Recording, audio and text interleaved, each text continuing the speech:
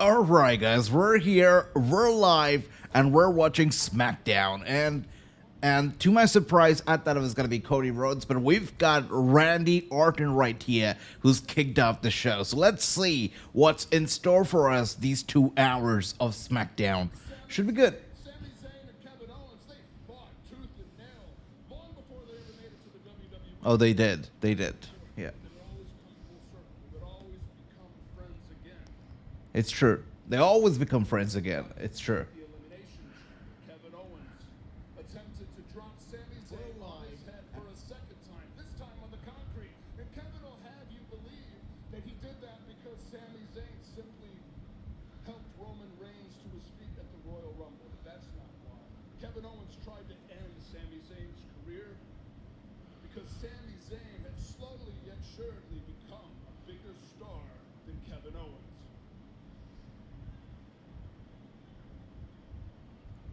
That short list I talked about earlier that Kevin Owens was on, he was my friend at one time, and he dropped me on my head with a pile driver in a legal move, by the way, for as long as I've been here, simply because I was trying to protect my friend. What does Kevin Owens have to be jealous about? He's won every single title in the WWE. Every single title. Yeah, technically he has. You're right. The Universal title, the World title. Yeah, sure. Sure. I think he's even won the 24/7 title at one point. So yeah, technically every single title, except for the Speed title. I don't think that Kevin Owens won the Speed title ever. But I don't think that they even want to remember the Speed title. So that's something else. Great to see you, brother Jonathan. Welcome. Hope you're doing well. Apologies for being a little late today. I overslept a little bit, so you know. But good to see you, Jonathan. Welcome. Hope you're doing well.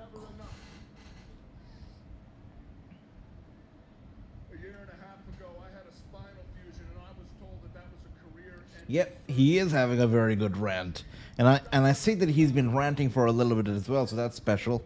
That's great. Your in-ring career is over, but I wouldn't take no for an answer. I busted my ass to come back, but I told myself, Randy, don't let anything upset you in that ring. Don't take 1 second performing in front of these lovely people for granted.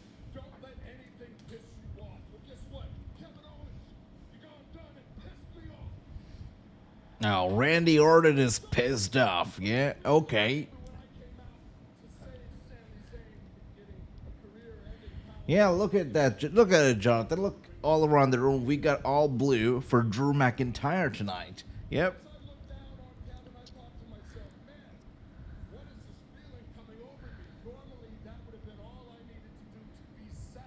Wait, I got questions. Is that ring canvas blue, or is it the light that makes it look blue? Because it looks super blue right now. Interesting.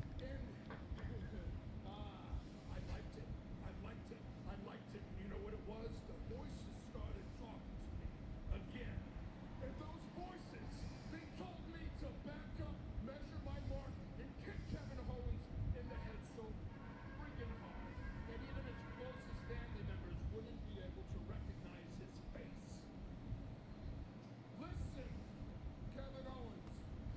Listen. You're right, brother. He really has become our new tribal chief, right? Barely shows up. Barely shows up. You're right about that. Oh, it is blue. So, as you know, watching these shows after a long time, I never realized that they actually turned the ring canvas blue. You know, first impressions of it is that I like it. It looks nice. It looks kind of fresh. I like it. I like it.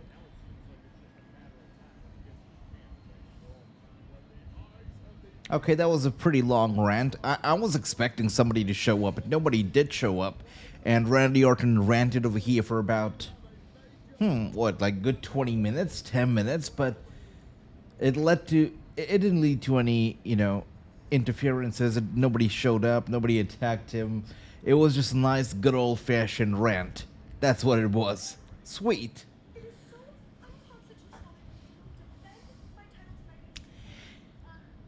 And tonight, we're going to be getting the longest reigning United States champion in history, the women's United States champion in history, Chelsea Green. She is going to be defending her title tonight. So that's that. I know my rights. Well, maybe you should exercise your right to remain silent for all of us. Excuse me. Are you censoring us? Yes. Do I need to spell it out for you? Shut up. Actually, I've got a great idea. How would I make you shut up tonight in a match? No. She can't make it. She is part of my secret service, and I have a match position. One thing, Chelsea. Piper doesn't work for you. She works for WWE, and I actually happen to think that's a great idea. So I think we're going to do that. Toodles.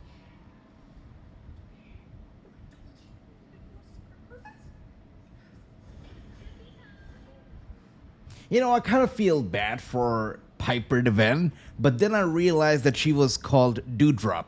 So she's in a better place than she was before, but still, I still feel bad for her because she's a tremendous athlete, a great wrestler, you know, really made a name for herself. Good for her, but just her on-screen character, you know, I don't like it. I think she deserves a little bit better, but okay.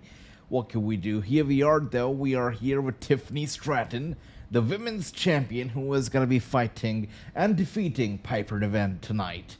Up next, after this commercial break, I'm assuming, we got Jonathan says, I'm watching a dodgy stream where someone is filming their TV. Really? Interesting. That's interesting. Okay. That's funny. That is funny.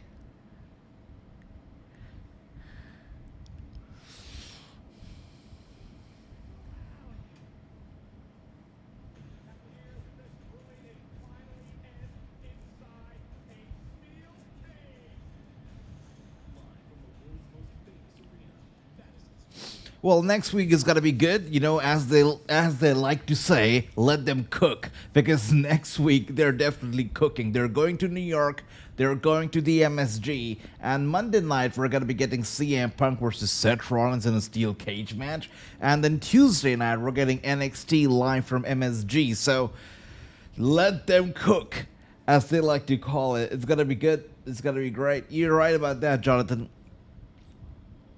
So the most predictable outcome of the steel cage match is that Roman Reigns shows up, but the nature of a steel cage match, you know, is that there's no DQ. So if Roman Reigns does show up, somebody still has to win the match. The match just cannot, from my understanding, the match just cannot be called off. So if Roman Reigns does show up as well, somebody has to win. So who does he piss off more? You know, that's the question. Does he piss off Seth Rollins more? Does he piss off CM Punk more? If it's going to lead to a triple threat match, what is it going to be all about? Is the rivalry so damn big? I understand it's big between Punk and Rollins because they've been going on at it forever. But is the rivalry so big between Reigns and Punk that they need a triple threat, they need a three-way dance? I don't know. And what is the end result really going to be? What is it going to be all about? Is it all about rivalry? Is it all about hatred for each other, supremacy that they need to prove through a triple threat, or something else? Because, you know, when three men go at it at once, you know, they should be fighting for something, I feel. So what is it going to be all about? That's the question here. I don't think Roman will appear, says Jonathan. You know what? I kind of agree, and lots of people want for it to happen. But look, Vince McMahon, he never was a fan of triple threat matches, especially at WrestleMania, especially in the main event of WrestleMania. One of the reasons why WrestleMania 30's main event was never supposed to be a triple threat, instead it was supposed to be a singles match. He never wanted a triple threat. He thought triple threats were not great, especially for Mania's main event. And we already have a triple threat match on the card. We already have Bianca Belair versus Io Sky versus Rhea Ripley, right? We already have that triple threat pretty much set already. They will be going at it for the title. We know that. So do we need another triple threat match? I don't know. I think we're getting a bit too much, but we shall see. Good to see you, Miss Carr. Welcome. We got Jonathan says, I don't think Roman will appear. And I gotta agree. I don't want Roman to appear either. A lot of people do. But for me, I'm not one of them. I don't think that Roman Reigns should touch Punk or Rollins. Let them do their thing, and I'm pretty sure Roman Reigns will find a path for himself to WrestleMania. By the way, we got Joey in the house. Great to see you, Joey. Welcome. Hope you're doing well. And he says, long time no chat, folks. What's cooking? It's been a long time, my brother. I had not been watching wrestling really for months now. I was keeping busy, and I was away from YouTube as well. But we're back. We're so back. It's great to see you, Joey. Welcome. Hope you're doing well. A lot's been cooking, especially ever since Cena turned heel. Tonight we're going to be getting that first remark from Cody Rhodes about that heel turn from John Cena. So that's going to be something to look forward to. I think Roman will have to be there. They have to get him involved in Mania, says Joey. That's one thing. A lot of people are just joking around when they talk about Mania and Roman Reigns, predicting that, he might just end up being in the Andre the Giant Memorial Battle Royal, which would be a terrible outcome for the Tribal Chief. But yeah, he's got to find a path. And we have like 40 days remaining before WrestleMania, maybe even less than that, maybe 38 days for my calculations. But, 40, 38 days, whatever it might be, we are literally on the road to WrestleMania, and Roman Reigns has no path. So this triple threat is a very easy and a very convenient path, no doubt about that. But is it the best path for Roman Reigns? That's the question. And I heard Rhea Ripley wasn't going to be at Mania, probably a bad rumor. I hope not, because the plans, what I read was that the plans, they were for Rhea Ripley to be inserted in that title match to make it a triple threat. So I hope Rhea Ripley does show up. A lot of people, I was surprised to see, but a lot of people online seem to be happy about Rhea Ripley dropping the title. I don't know what's going to be happening. I'm not sure when did people turn on Ripley, but people were kind of delighted that she dropped the title. Let's see what happens there. What can I tell you? We got Jonathan says, our OTC is back streaming as Ricky was a tribal chief. Oh, that's right. Now, we're back. We're so back. You know what happened to Solo Sikoa when Roman Reigns came back? Yeah. Just kidding. All right. So where are we right now? We got Piper Niven on the apron, and Piper is going to be fighting Tiffany. And my understanding is that this is going to be more or less a squash, right? Tiffany's got to win. There's no way that she does not win this match. What are your thoughts about Travis Scott? Look, from what I read from Meltzer, this came from Meltzer earlier in the day, and he wrote that there's backstage heat, regarding this Travis Scott situation. A lot of people backstage in the WWE, they feel like Travis Scott should have not been put in this position to begin with. He should have not been allowed to get physical with Cody Rhodes. What can I tell you? I mean, I don't trust Meltzer a lot, especially lately. A lot of his stories turn out to be inaccurate or over-exaggerated, so I cannot trust everything that comes out of Meltzer's mouth. And, I want to wait. I want to wait to see Cody, really. I want to wait to see Cody and how he looks tonight when he shows up before I really make a statement on this whole Travis Scott situation, because I don't know how exaggerated or not exaggerated this report is right now when it comes to Travis Scott apparently giving Cody Rhodes a black eye and blowing his eardrum. This comes from Meltzer, so I want to wait and I want to see how is Cody Rhodes doing when he shows up tonight. So let's see, Joey, let's see. But let me know, what do you feel about Travis Scott getting involved and apparently beating the crap out of Cody Rhodes with that one slap? We got Weenum right here. Great to see you, Weenum. Welcome. Jonathan says, guys, have you all pressed the like? Make sure, everybody, to press the like button. Thank you, Jonathan. I keep forgetting it. But yeah, make sure to press the like button. It really helps the video go out there and reach more wrestling fans. Travis Scott was nothing more than a decoration. Still don't understand why he was there. It was quite interesting to me. Very interesting to me. Because no offense to Travis Scott, maybe I'm not too cool for that, but I had no, I'm gonna be popular for this, but I had no idea who Travis Scott was. I've never listened to his music, no offense. Again, I don't mean any offense. I'm just telling you the truth, right? I've never listened to Travis Scott's music. I'd never seen the guy before. So he was brand new to me, right? I mean, I could tell that, okay, he's a rapper. When he showed up, he's got that swagger and everything. I'm pretty sure he makes great music as well. I understand that WrestleMania's apparent theme song, Fiend, is also by Travis Scott. So 2 and 2 makes 4. I understand that. It's sweet. But yeah, I was not familiar with his work or with him at all to begin with. But I do know who Drake is, and I do understand that Drake is a megastar, controversial star, not liked by everybody. But Drake, I believe, happens to be a bigger star, global star, than Travis Scott at this point. And Drake was sitting in the audience with his friends, and Travis Scott was in the ring. So it's a hard pill to swallow for me right now, because you got a much bigger star literally sitting ringside watching the show, and then you got Travis Scott. So to me, it was, I don't know, what can I tell you? It was interesting. It was like the equivalent of LA Knight, performing and John Cena watching from across the barricade. It just didn't make much sense to me. Anyways, let's see what happens with Cody Rhodes when he shows up tonight. Let's see how that black eye looks like, or how that eardrum sounds like. Let's see. I mean, what do we know?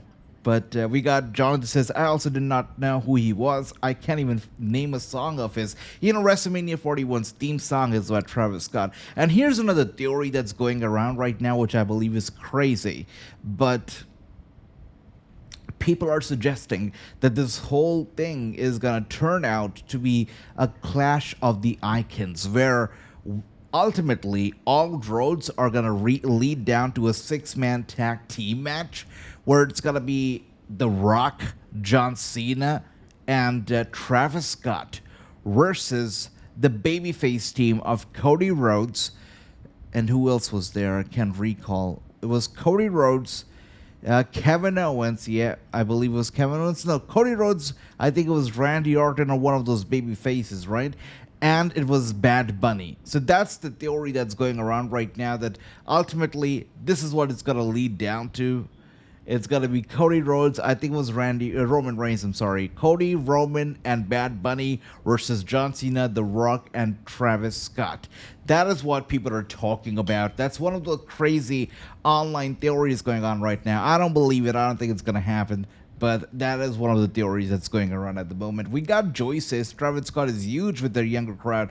I'm an old guy and haven't have a clue who he is, but it gave me that Roadman during the NWO Day vibes. Yeah, I mean, I liked his presence, honestly. I liked his presence. He came off as very edgy, gritty, and when he walked down that ramp with The Rock, it just looked cool. He added to the moment without a doubt. So I appreciated him being there. Again, maybe we're a different generation now, and we don't keep up with the cool stuff anymore. So I had no idea who Travis Scott was either. But it was, I understand. I appreciate him being there. But again, the whole situation with him slapping Cody and injuring him in the process, if it's true, it's an unfortunate situation. Yeah. Let's see what else do we have here. We got Tiffany Stratton, by the way, kicking Piper Niven's butt. There you go.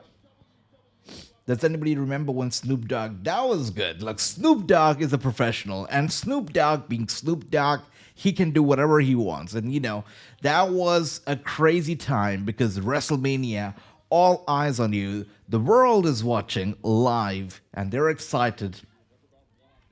And, you're standing in the center of the ring, and you just get injured.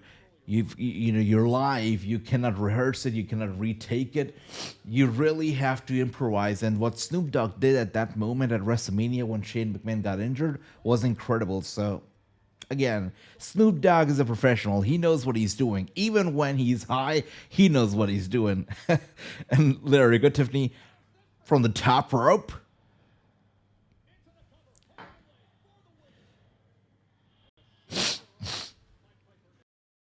Sorry, got a little bit cold. We got Jonathan says, oh no, I hope that match does not happen. I also heard Rock and Cena versus Rhodes and CM Punk on night 1. Again, This is like a deja vu of WrestleMania 40 last year, right? Where we had a tag team match on night 1 and then a singles match on night 2. Not a big fan of that. Let them save their match for night 2. Really, that's what I feel. Don't drag it to 2 nights. A tag team match on night 1, that should not be the trend every single year. So I'm not going to say yes to that. I hope not. And, there's another thing. People want Stone Cold Steve Austin to show up to help Cody. And I understand the excitement behind it. I also would love to see a face-off between Stone Cold and The Rock. And apparently there's high chances of that happening. Piper Niven, by the way, going for a risky maneuver of the second rope does not pay off. Tiffany Stratton, there you go, beautiful moonsault, going for the cover on Piper, and just like that, beautifully, she has won the match as expected. But again, coming back to the topic of tag team matches and whatnot. We were talking about Stone Cold Steve Austin apparently showing up. People want for him to show up, by the way. Look at that. Charlotte Flair looking good as she shows up right there. But again, Stone Cold Steve Austin, I don't think he should show up to help Cody because, number one, that will be deja vu from last year's Mania. The same thing, people showing up to help Cody. I don't want that again. So that's one of the reasons I don't want Stone Cold to show up. Secondly, I feel like Cody Rhodes has been champion for a year now, and he is good enough and capable enough to defend himself, right? And if you really want to cement him as a solid face of the company, he should be able to fight his own fights without relying on, grandpas to help him win the match. So Cody Rhodes should do it himself. He should fight his own fight and not have legends show up to help him win. That's my opinion. Nigel, great to see you. Welcome. Hope you're doing well. Stone Cold showing up at Mania. He teased it the other day, but what kind of role would he play? Again, a lot of people hoping that he shows up to save Cody. It's just a convenient way to look at it, right? It happened last year. People assume it's going to happen again. After all, people want a face-off between Stone Cold and The Rock. That's one of the reasons why they want him to show up. But Stone Cold Steve Austin, he just got a knee replacement. He has a new knee now. So, taking that into consideration, what are the odds of him getting physical or actually showing up or delivering a stunner? Not very much. Look at Kurt Angle, right? People thought... Oh, wait a second. Nick Aldis over here. They faced DIY 4 months ago and in an historic night. The Street Profits were next in line, but before they could make that happen, it was disrupted. It's Master Champ. And the Profits were ready for another bite. That's funny, Joey. Yeah. She was interestingly dressed. That's true. And in a shocking turn of events, Johnny Gargano betrayed his friends and mentors of 20 years, and DIY claimed the tag team gold. When the Profits returned, they were informed by Pretty Deadly. It was Garza. It was Garza who attacked them. You sure? I'm sure. This was untrue, and the Profits returned the favor, and chaos ensued. We then came to find out that it was DIY who put Pretty Deadly up to it. You are new. We don't need you. We don't need you. And that's why we have all this chaos. Now we go to the Royal Rumble. 2 out of 3 falls. I don't know how long he must have... that must have taken a lot of shots. Lots of rehearsal. That's complicated. That really looks complicated. Kudos to Nick Aldis for being able to do what he's doing on that board right now, because that looks like a mess. It really does. My brother Lawrence, by the way, in the house. Great to see you, Lawrence. Welcome. I hope you're doing well, and I hope you're feeling better, my brother. Great to see you. Welcome. By the way, that whiteboard is an absolute mess right now. It's an absolute mess. I have OCD, and I'll tell you that is triggering my OCD right as I speak. It's crazy. Yeah, get that off my screen, please. That's so messy. Anyways, can you see these hearts that I'm tapping on? Jonathan, my brother, I can't see it, but I think that everybody else should be able to see it. But thank you, Jonathan. I might not be able to see the hearts, but I'm definitely feeling the love. Thank you. I really appreciate that. With that being said, Motor City Machine Gun show up, and you know what? It's been months, I know, that they've been here in the WWE. Has it been a year? Maybe it's been a year. Maybe it's been closer to a year. But still, it's been so long that they've been here in the WWE. Still, every single time that they show up, I think that, what are these TNA stars doing here? Is this a crossover match? Every single time, because these guys have been in TNA for so long. Every single time that I see them, I'm like, is this a crossover with TNA? Yeah, maybe it's just me though. Maybe it's just me. We got Lawrence says, hey, how are you? I'm feeling a lot better now. SmackDown pretty good so far. I like that, Lawrence. Great seeing you. Welcome, welcome. I'm glad to see you feeling better. But after this commercial break, we're going to get a number one contenders triple threat match for the tag team titles. Should be good. We got Joey says, I'm sorry, the tag team division is stale right now. It is stale. It is super duper duper stale. 100% about that. You're right. I mean, the tag team division is not the only thing that's stale at the moment. I feel like if it wasn't for Jey Uso to bring the coolness into the world title picture, I think the world title scene is also pretty stale. Gunther is a talented, skilled, phenomenal wrestler. Old school, traditional, just the way that a lot of people like it, right? Some people love his matches. They think it's a work of art, right? When he's in the ring, people love it. They cannot stop talking about his chops. They can't stop talking about his personality, the way he carries himself, the way he carries his matches. They think it's beautiful. But there are some people who think, it's too boring. It's too slow. He's only got a few moves. So, it's a 50-50 mix.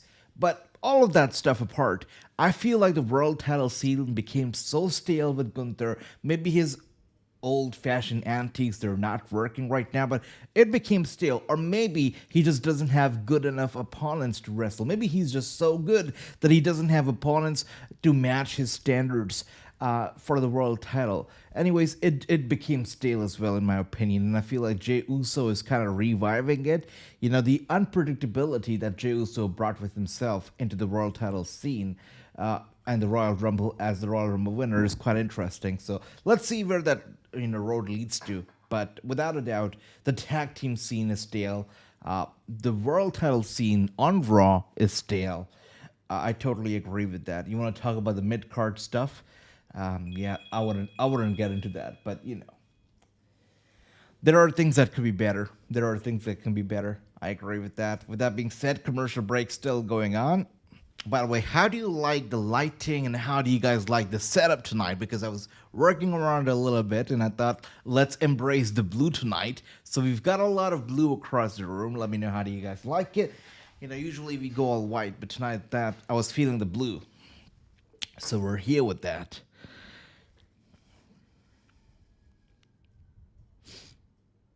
That is so funny. That is so funny, Jonathan. That's great. Okay. I cannot wait, by the way, for us to get WWE on Netflix. I cannot wait. I subscribed to, I subscribed to Netflix back when they made the announcement that they signed a deal with Netflix. Not even when they got on Netflix. So I subscribed to Netflix like about a year ago, and I have been a subscriber ever since. And I cannot wait for these guys to, get on there for us. Because for us, I believe April is when Netflix, WWE moves to Netflix over here. So I cannot wait, because right now, the website that we have to watch WWE on, it's just slow, full of ads. And it's just not a great interface altogether. But, cannot wait. Cannot wait. Thank you, my brother Jonathan. Thank you. Much love to you. Thanks.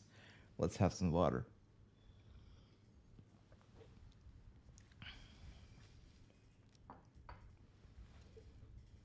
My commercial break still going on. Pretty long commercial, that too.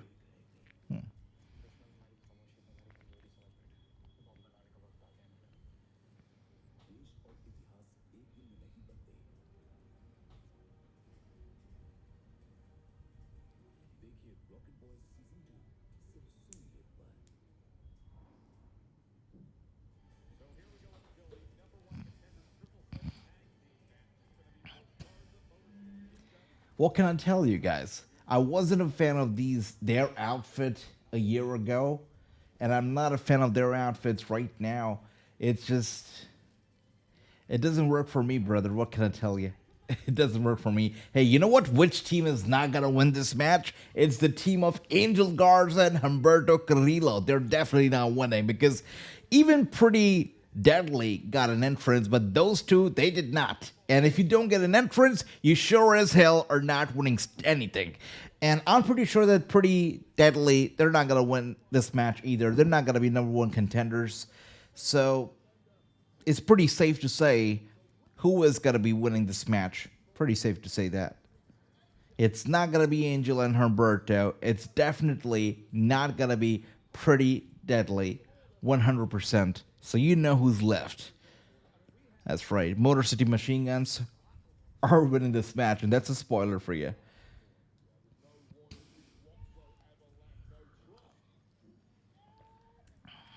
I like that, Jonathan. You know, when WWE Network was brand new, I used to be a good boy and I used to pay every month.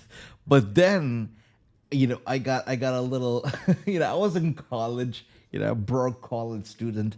So, you know, I got a little, what do I say, clever. And I just canceled my subscription. And whenever there was like a must-see pay-per-view, I would just do a free trial. And then I would do a free trial. I did like at least 3-4 times. It was great. Every single time that it worked, I was over the top moon. I was so happy. Yeah, it was great.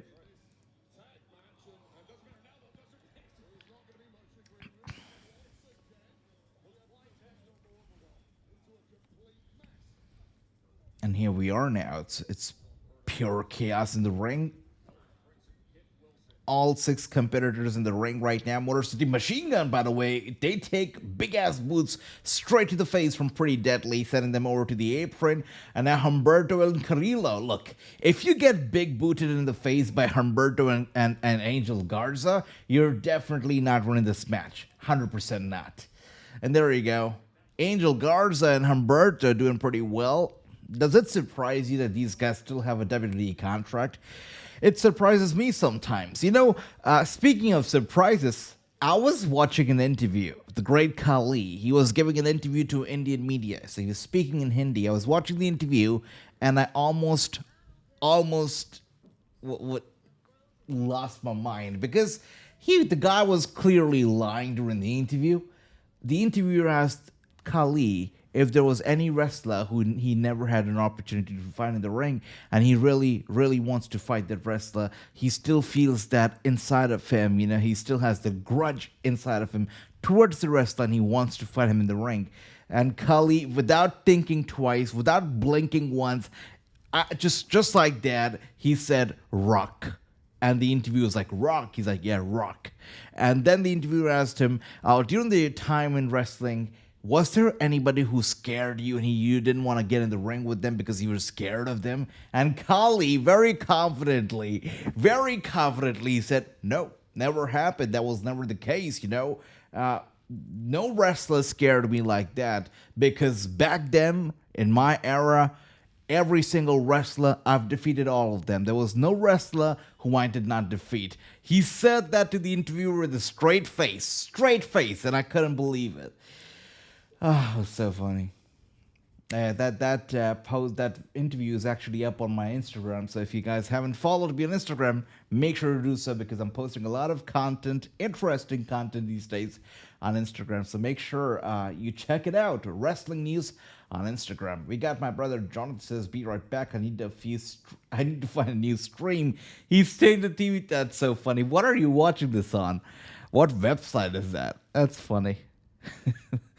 He changed the TV channel. Look, even the streamer got bored of wrestling, I guess. Great Khali will be a DLC. Wow. That's it. Chris, by the way, great to say welcome. Now, that's a DLC worth paying for, right?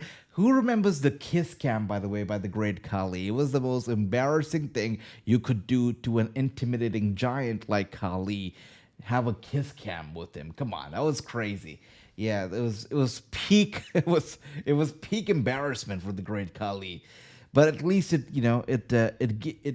gave him a contract. It got him paid, every single month, a kiss cam. That's all he was doing at one point in the WWE. He went from fighting and defeating, I guess, John Cena and Triple H to the kiss cams every single week. It was crazy. Yeah.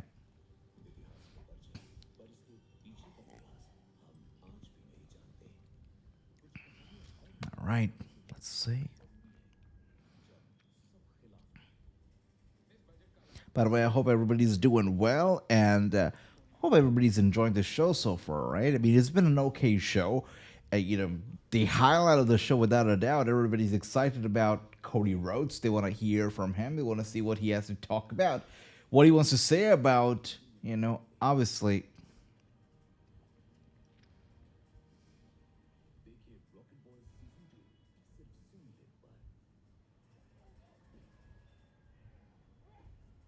Excellent triple threat tag team action here in Williams SmackDown. Next week, SmackDown's going to have the tag team championship with Street Profits against DIY. But this is what Nick Aldis, the general manager, put forth to determine the eventual number one contender. Most of the machine guns pretty deadly, and most stars away from three-team structure and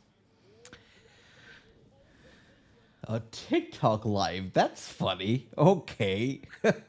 Look, I can't even access that because we don't even have it over here. For you guys, it got banned for like a day or half a day and it came back for us. It's been banned for what? 6 years now? 5 or 6 years without TikTok. Yeah. He got banned right around the time it got super popular, and it's been banned since. Doing well, but tired. I've had 8 hours of sleep. Really? Wow, you've been working hard, yeah? As they say, hard work pays off, dreams come true, Jonathan. Bad times don't last, but bad guys do. But you're a good guy, I know that. All right, and here we are now. Pretty deadly, by the way. Angel Guard is over the big boot. Twist of Fate. 2 Angel Guards. Okay. And Humberto now avenging his partners. And here we are, Motor City Machine Gun in full swing in the ring, taking out Humberto. There you go. Thanks for coming with the tornado. This has got to be it. Yeah. MCMG, Motor City Machine Guns, they're doing pretty damn well. By the way, we've got Minecraft commercials, Minecraft advertisements around the barricade, around the ring. When these guys introduced LED barricades, LED, oh my, what? No way.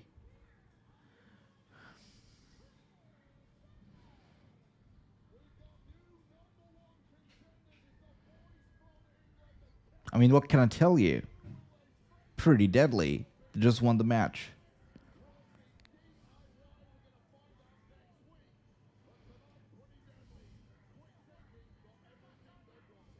Okay. That's true. That's true. No rest for the wicked, indeed. I don't think the Great Khali has ever beaten Mark Henry and Undertaker in his career. Good. What can I say? Good. Should have never beat, especially the Undertaker. Jonathan says all these matches so far are finishing quickly. Yeah, you're right.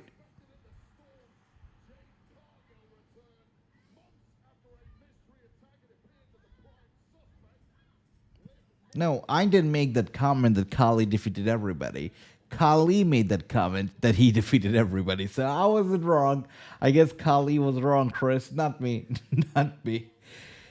Pretty deadly outfits are more ridiculous than Cetrons. Yeah, those outfits are crazy. And I thought, especially in Trump's America, these outfits would not fly. But they're flying. What can I tell you? They're still going with those outfits. And here we are now, taking a look back at Elimination Chamber.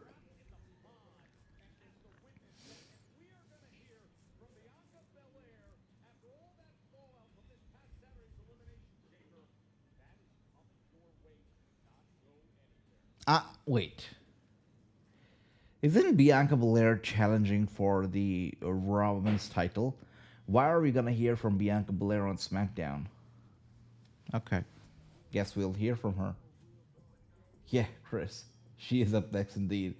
Hey, a nice commercial here from WWEShop.com. These commercials are so annoying, says Jonathan. I know, brother, I know. By the way, you know what's even more annoying than these commercials? WWE 2K25 just came out. That's right. The latest video game from WWE is now available to all those people who paid double the price for that video game starting today. If you pay double, you can play the game 7 days earlier than all the peasants out there who chose to pay the regular $60 or $70, whatever it is. It's crazy. This is one of the reasons why I despise 2K, because they know that people who love the WWE and who apparently still love these 2K games, they will go the extra mile and they will pay double because they want to get the game as soon as possible. So they try to capitalize on that. On top of that, 2K knows that there are a lot of content creators out there who also want to play the game early, and if they choose to wait, then they're not gonna get any views. So they would want to get the game as soon as quick possible so they can get more views and they can attract more audience. So they capitalize on that as well by having people pay extra, almost double for the same game. Anyways, that game just came out today for the double amount payers, and in that game, they were advertising that you can find products from these brands, and they list a number of brands, including Nike, including WWEShop.com, and a lot more other brands that some of them I've never heard of. But it just goes on to tell you that these games now are more than just wrestling and wrestlers. These games are all about the brands and all about DLCs and all about things that you can purchase with real money. It's crazy. Even if you buy a full game, there are so many DLCs and so much stuff that's hidden behind a paywall, and they just keep reminding you of it every single time you get on this game. It's crazy. It's insane. That's one of the reasons why I don't want to get on the game. It's such a turnoff. You switch on the game, which is apparently a full game, but then you see all these things that are locked and you can't play because you got to pay extra for it. It's insane. We got everything WWE is overpriced, especially these games. It's insane. We've got Chris saying, I have not got 2K25 yet because I need $100 Diamond Edition, but I'm broke. Chris, I tell you, it's a smart decision not to get the game right now. I did not buy 2K24 at all. And I am somebody, you can see behind me, right? I've got all the games here. I've literally got all the games. And this was from the time that I actually loved WWE games. I would get every single one of them. By the way, from my understanding, this is the best game that came out in recent history. I feel like this was the best. This was peak wrestling gaming. This was the best. WWE 12. This was made by THQ, and this and the next one that was WWE 13. The best games in recent history, I feel. And I used to buy every single game. Never missed out on any game. But 2K24 I never bought, and I don't regret it till this day because it ultimately was available to download for free as it got on PlayStation Plus. So I was able to get it for free. I played it, maybe a couple matches before I just switched it off because the loading times were insane. And if you look at the reviews online right now for the people who have bought the game and were playing 2K25, the island mode, they say that the loading times are ridiculous. They are worse than a PS3 loading time. The island takes forever to load. The game is crashing. The game is bugging out, and there are issues with the game. So I would say it's a smart decision that you did not buy the game right now because down the line it will definitely improve. They'll get rid of the glitches and the bugs, and it will also end up on PlayStation Plus at some point. So you'll save that $100 and you'll get the game later anyways. So that's good. Oh, that's good. Look, for birthday, it's all okay. You can go out there and you can buy whatever you want because it's your birthday. So it's all well worth it, my brother. I hope you enjoy your birthday gift. It's going to be a good one. And Jonathan says, I'm saving my pennies for GTA 6. Oh, yeah. Hell yeah, Jonathan. We're going to be here for GTA 6. We're going to be so here for GTA 6. I thought that was Drake. Okay. Another look at Elimination Chamber.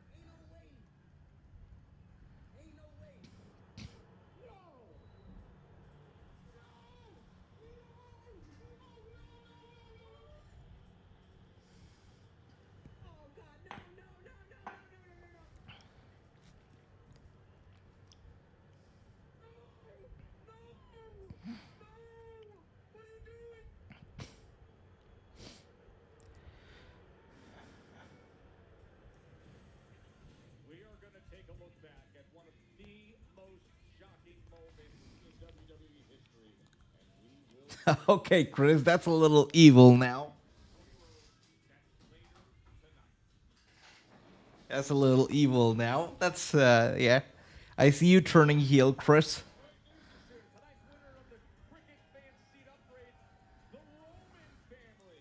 Ringside seats left courtesy of cricket. They're all smiles tonight. Smile. I've got to tell you, Cody Crybabies, they ruined WrestleMania 40. They should not let Cody Crybabies ruin WrestleMania 41. They should not. Enough is enough with Cody Rhodes and his Crybabies. And here we are now, Bianca Belair coming out. No hair whipping, no smiling. She's walking down, looking very serious. I wonder what's going through her mind right now.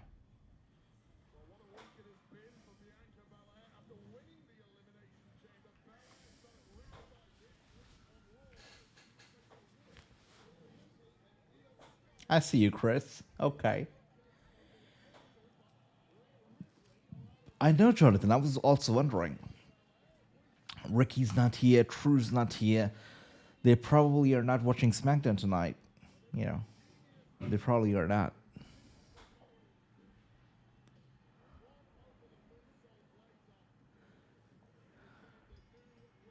By the way, is anybody here who has read any of the books that I have here in the back? We got Ronda Rousey here. We got Harry Potter's last final book here.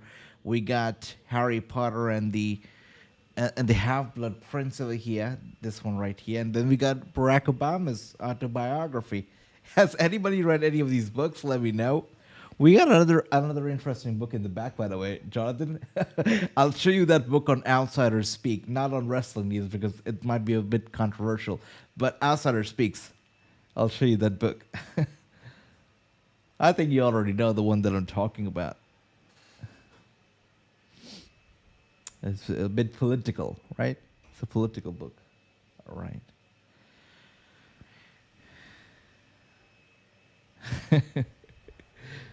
My man.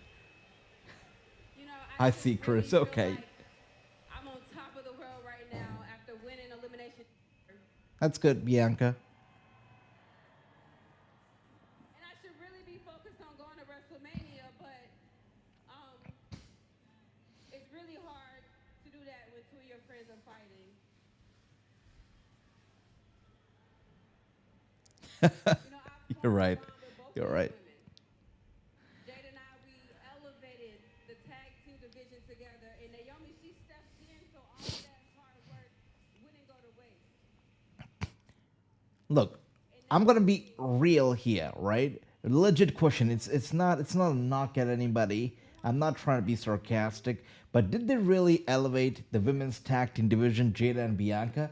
I mean, they were champions and they were good. I get that, but has the women's tag team division really been elevated? Is it more prominent than ever? I don't think so. I literally feel like I'm going crazy, and now I'm being accused, so I need some answers.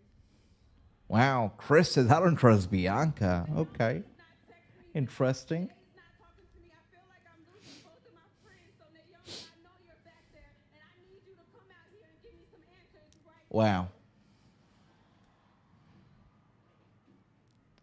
The girl drama is gonna unfold right here. Okay.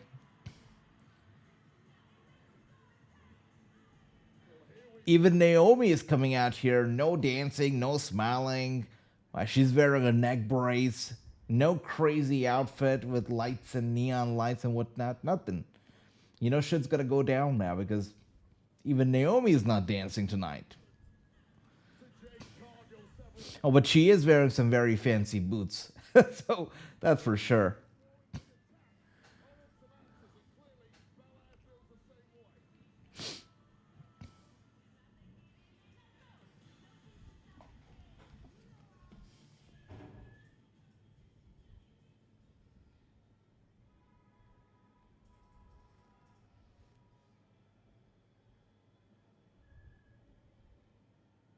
Naomi, what in the hell is going on?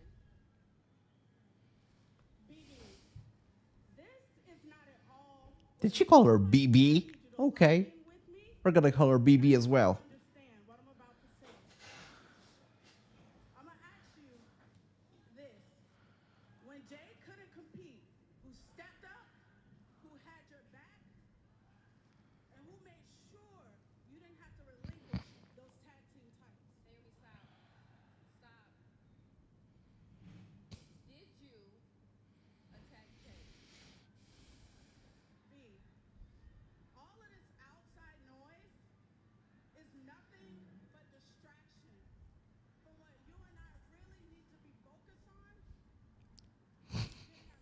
Naomi is so fancy. Okay. I just paid attention to the neck brace that she's wearing, and she's got all sorts of jewels and stones studded into her neck brace. That is so funny.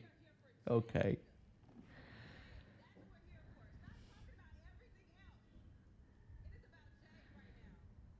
Clay, my man, welcome. Hope you're doing well. Great to see you. Welcome, Clay. Jay. Yeah, Naomi's definitely heel because there's no way a face would wear a neck brace like that or boots like that. Nah, she is definitely the heel here. 100%.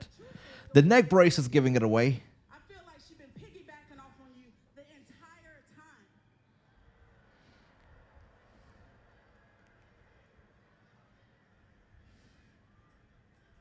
That is my truth. And I have been forced to watch someone like Jay succeed off of your excellence, off of your experience, off of your hard work. While I was left pushed to the side to fight for myself every match. And I didn't say a word.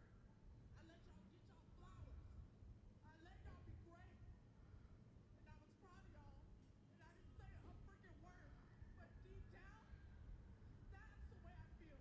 And no, I don't give a damn about Jay because she didn't give a damn about Bianca. Academy Award winning acting right there, Naomi, but your neck brace is giving it away. She's the bad person here. She's the heel here. Nobody who's a face would wear such a neck brace with stones and diamonds studded into it. That's not happening.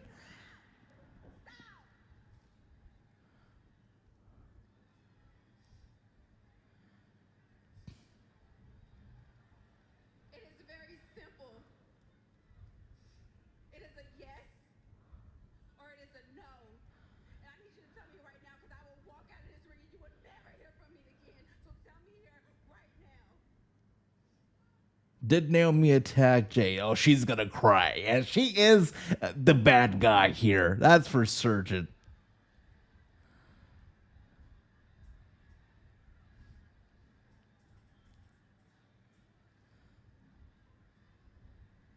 Oh, look at those eyes. Crocodile tears and everything.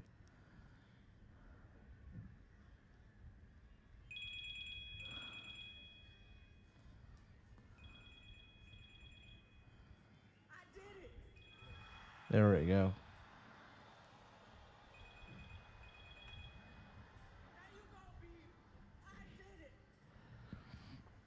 Yeah, I did it. I did it for you. I did it for us. It was always supposed to be me. This whole time. This whole time. No, Nick. No, no.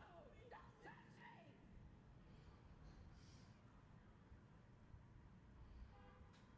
You want to know why this hurts so bad? Because of how much I love you. I love you. No, don't say nothing else to me. I don't want to hear nothing else. You said it, no. I can't even look at you right now. So this, me and you, we're done. Wow. Wow.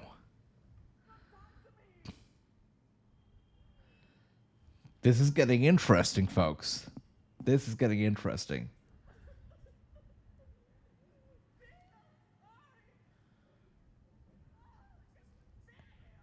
Are we watching a sitcom right now? Because this doesn't. Wow. This is like some real good acting.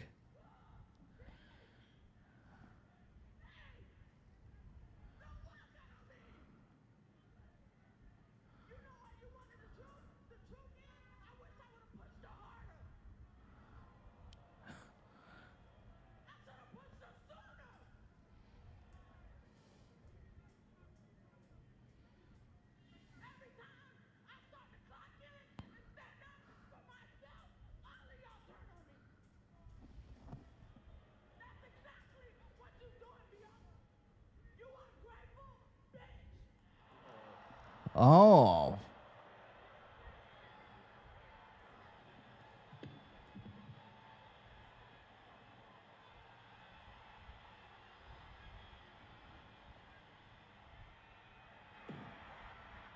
Oh, there she is, Jade Cargill. This is it. She was waiting for Naomi to drop the B word, and now she's here. Wow, looking good. Oh, it's going down. Oh, it's going down. Wow. This is about to turn interesting. Or so I think. Bianca letting Jade have her way with Naomi. What in the world is going on right now?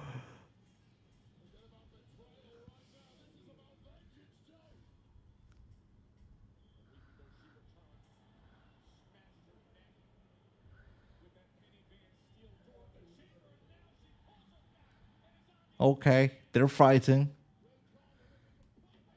Yeah, Jade sending Naomi headfirst into the desk over there. And Naomi goes down. Jade following her up through. And now headfirst into the ring post. Okay. Talk about making a statement. Hey, Andy, my brother, great to see you. Welcome, welcome. And once again, back in the ring.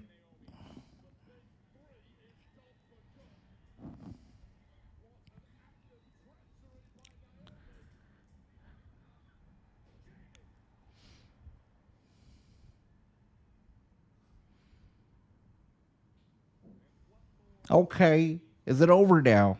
Are we done? Good stuff. Look, I'm not sure where this is exactly.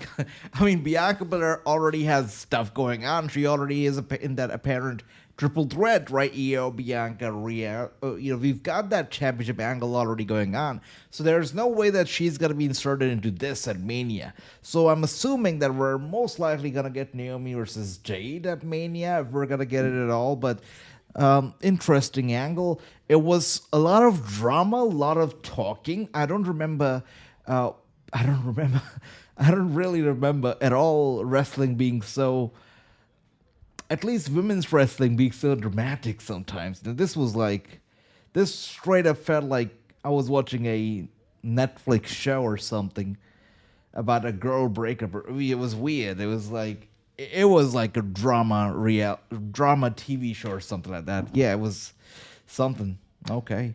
My brother Andy is here. We got Jonathan. We got Anil. We got Phil. Great to see everybody. Welcome. Joey in the house. Joey says, good Lord, what am I watching? And I agree. I agree. I was on the same, but I felt the same way. What were we just watching there? Oh dear. By the way, Drew McIntyre is here. Yep, Drew McIntyre apparently took out Damian Priest earlier today. We're going to get more on that. Seems like he's on his way out. I know that Jonathan is happy right now. I know you have your match against Jimmy Uso later on tonight, but I want to ask you about your attack, Damian Priest, earlier on tonight. Some people are saying it was unprovoked. Phil, hope you're doing well. Andy, Anil, great to see everybody. Even watching the product this past year, if you listen, so many people are so shocked about John Cena's actions last Saturday. Like, I didn't come out on SmackDown last week and tell everyone what kind of person he is. I would have prevented so many people from their heart broken, and I Claymored him with his big stupid head in the chamber, but then Damian Priest had to slither in and steal the pin from that. It's true. He did claymore John Cena pretty hard, but Damian Priest, he pulled a number on McIntyre. It's true. It's true.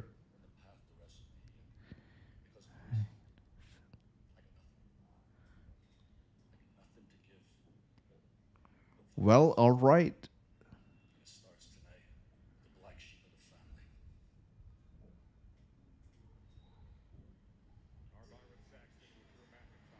Okay, it's gonna be interesting. So he just called Jimmy Uso the black sheep of the family, and he's gonna be taking him out. But before that, we got Braun Strowman versus Solo Sikoa. It's gonna be an interesting match. We barely see Strowman on TV, so this is like once in a blue moon kind of a thing.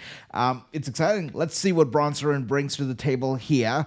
But Braun versus Solo is up next, guys. And Strowman out here making his entrance. We've got Andy saying, Jonathan, I would have been early here. Just been very busy. That's okay, my brother Andy. You know, always great seeing you. So I see Andy was asking for a recap, what happened so far. We started off with Randy Orton. Randy Orton, he did like a rant for about 15, 20 minutes. It was a long rant. Nobody showed up. Nobody interfered. It was a long rant. He spoke and he left, as it is. Then we had a couple matches. We had Tiffany Stratton, who took on Piper Niven. Tiffany defeated Piper. Then Charlotte Flair showed up. She attacked Tiffany. Then we had a triple threat match for the number one contendership for the tag team titles. Pretty Deadly actually won that match. It was Pretty Deadly versus MCMG, the Motor City Machine Guns, and they took on the team of Humberto and Angel Garza. So it was Pretty Deadly who won that match. And then, of course, we had what we just had right here, the craziness between the ladies, right? We had, of course, Naomi and Bianca. Bianca expressing her heartbreak, her disbelief, and her disappointment in Naomi for attacking Jade Cargill behind the scenes. She admitted to the attack. She said, yes, I did it, and I wish I had done it harder, and I would have done it sooner. And Bianca Belair said, we're done. We're no longer friends. I'm out of here. She was out of there. Then Jade Cargill showed up. Bianca gave her the way, gave her blessings, go attack Naomi, trash her, destroy her. Jade went there. They had a little exchange, and that was it. And now we got Braun Strowman coming out here, who's going to be taking on Solo Sikoa. I'm not sure why this match is happening, but it's happening. So let's see how it goes down. And how do I remember all of this? I don't know. It's been a good show, not the best, a good show. But how do I remember all of this? I don't know. Maybe I'm eating almonds every day now, so maybe that's helped my memory a little bit. But yeah, this has been the show for you so far. Let's see. H, if we need more raps from you. Really, Anil? Look, I got some mixed reviews. My brother Ricky, by the way, was saying that, oh, Agent, don't rap again. You're terrible. Don't do it. And I said, Ricky, give me a break. I'm the best rapper out there. But yeah, I heard some mixed reviews, so I wasn't sure. But Anil, thank you for the encouragement. Who else wants more raps from AJ? Let me know, and I'll work on some beats. I'll work on some beats. Let's see. We got AJ, who would you say will join Cody's group against Rock's people? A lot of people talking about this thing that The Rock likes to do, right? Like when he told John Cena, when he gave him that green signal, he did this and he did number 2. And when they were on the way out, apparently he did number 3. So people are predicting that there's going to be a third member in the group, that he did 3 for a reason, that 2 was John Cena, third is going to be somebody else, not Travis Scott, but somebody else. I don't know. I really don't know.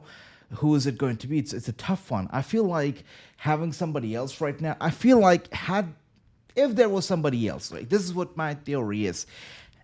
If somebody else was gonna join the group, I feel like John Cena would have been the last guy to do it, because somebody else would have joined before Cena. That's what I believe, because Cena is the big guy. He's the big, guy to turn heel.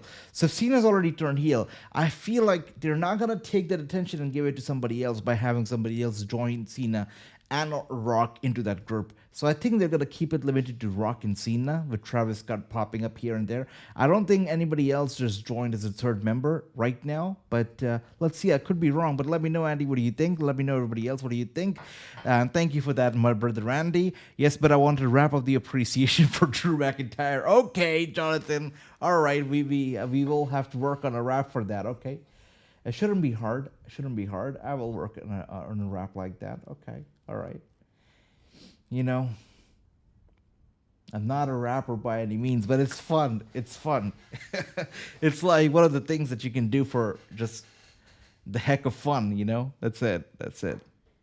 Without taking yourself or this thing too seriously. It's fun to do it sometimes. So maybe we'll do some more raps. Sure. Thanks, Anil. Thanks, Jonathan. But with that being said, I think we're back from the commercial. Yes, we are. So Lex Luger, by the way, is the latest star legend who's going to be going to the Hall of Fame this year.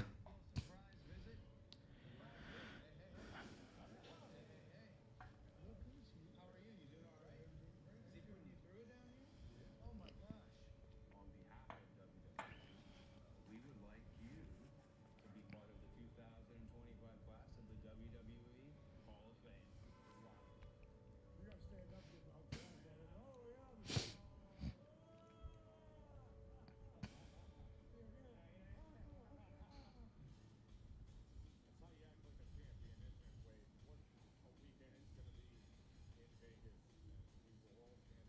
Nice.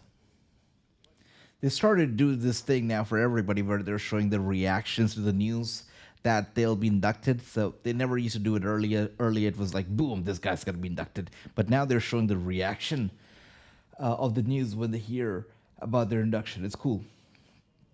It's nice. And now we're here with Charlotte Flair.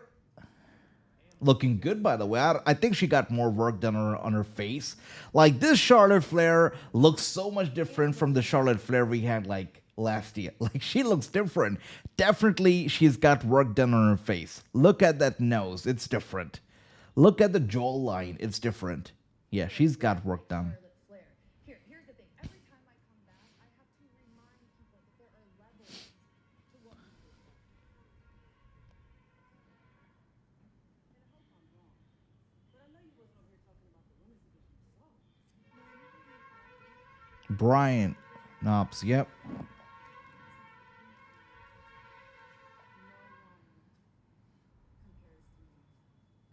look, Charlotte, I know you've been gone a long time, but nobody wants to compare to you. We want our own legacy. Nobody is down to you. Yeah, you see, that's where you're wrong. So, let's see. Bows down to the queen. Oh, you know what? I have an idea. How about I see you in the ring next week in Barcelona, and I'll show you how to bow down. Ciao. All right. So Braun Strowman, Solo Sikoa, this match is happening right now. I got a question, guys. Does anybody know where is this match stemming from, or where is it headed? Like, why is it happening? It's cool that it's happening. I've got nothing against it. It's cool seeing Braun Strowman in action, but you know, we barely see him on TV. So I'm watching it after a while, and I'm just wondering what happened for this match to happen tonight. And Solo Sikoa, you know, he's no longer the tribal chief, so he doesn't have that thing around his neck now, but he's got his towel back. He doesn't have his Bloodline 2.0 with him, but he's got his towel. So that's good. That's great. You know, the one thing or one person that did not leave him after all this craziness is that towel. That's good.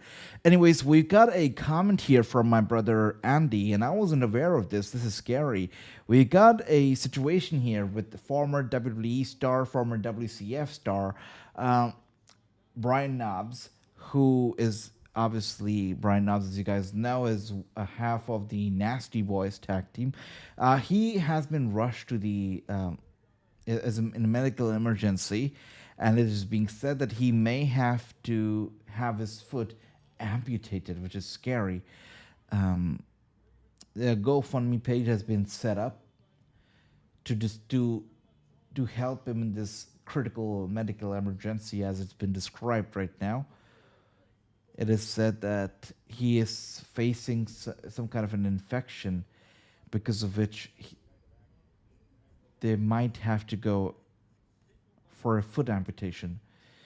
You know, prayers once again to Brian Knobbs. Hopefully he makes full recovery and good recovery and quick recovery, and praying for his good health. Brian Knobbs, you know, send him a prayer, guys. Send Brian Knobbs a prayer, definitely.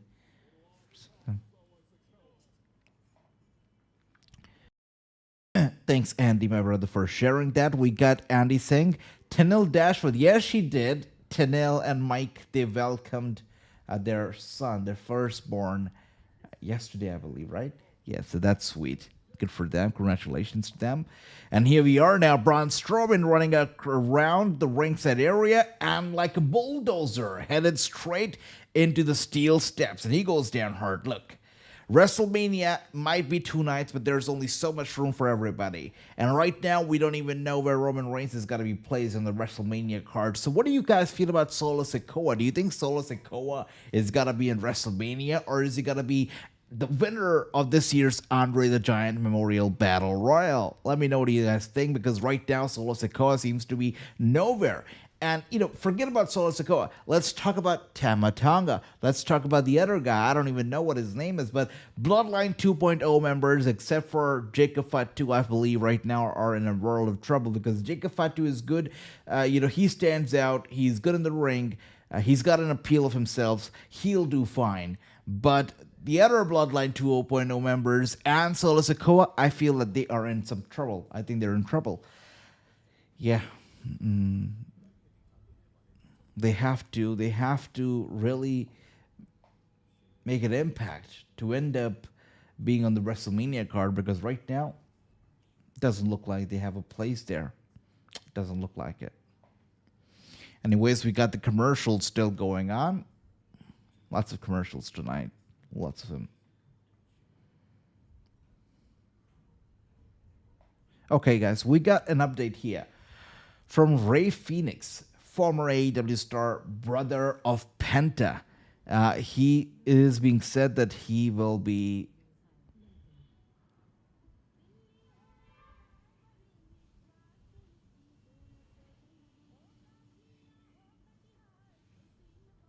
so it is apparently official now. It is being reported by PW Insider, a reliable source. They're saying that Phoenix is more than likely to start with the WWE after the company's upcoming European tour concludes. So the European tour, it runs until March 31st, which makes me think that soon after WrestleMania, Rey Fenix has got to show up. There's already merchandise that's being designed for Rey Fenix, so everything is in full swing. They're all ready for Rey Fenix, so he's gonna show up sooner than later. Soon after Mania, maybe the night after Mania Raw, he shows up. High chances.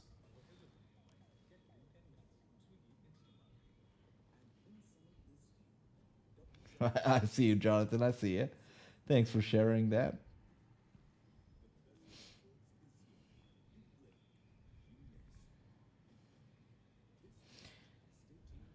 By the way, if you guys are not following me yet on Instagram, make sure to do so. We are posting continuously throughout the day on Instagram. The latest news, the latest interviews, all that good stuff on Instagram. We are soon to be 95,000 strong. We're about to hit 100,000. So make sure to hit the follow button on Instagram.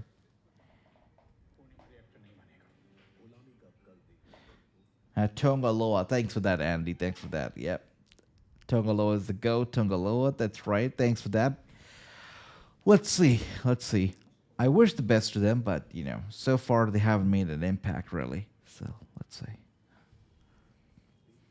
And it's not just Bloodline 2.0. Even Jimmy Uso. Jey Uso is super popular right now, but Jimmy Uso, he's also kind of struggling in comparison to his brother. If you look at the 2K25 ratings, 2K25, I believe, gave Jey Uso a 90. And Jimmy Uso, he got a 84.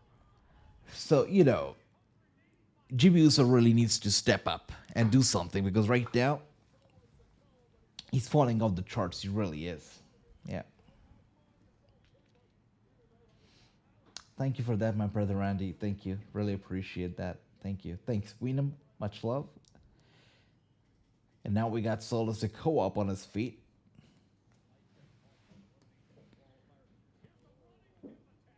Braun Strowman in big trouble. He hasn't been able to do a thing really in this match so far.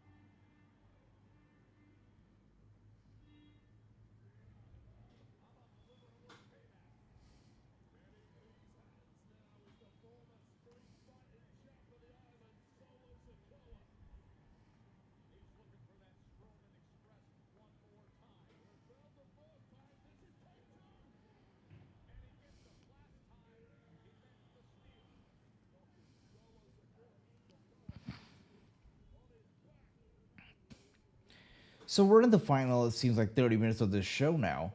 And interestingly, we apparently have one more match to go. That's got to be Drew McIntyre versus Jimmy Uso.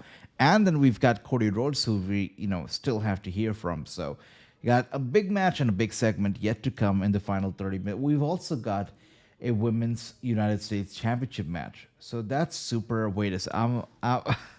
What? Okay. What in the world is happening right now? We got 30 minutes left, and we got two big matches. One of them is apparently a championship match for the women's U.S. title. I'm sorry. Then we got Jimmy Uso versus Drew McIntyre. And then Cody Rhodes is going to come over here and speak out. So we got three big things to happen, and we only got 30 minutes. By the way, there are your Bloodline 2.0 members. Speak of the devil and they arrive. We got Tama and we got Tonga.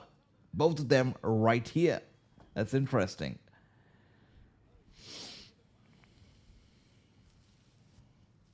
So, Andy, the Evolve show, right? It's more or less a replacement to Level Up.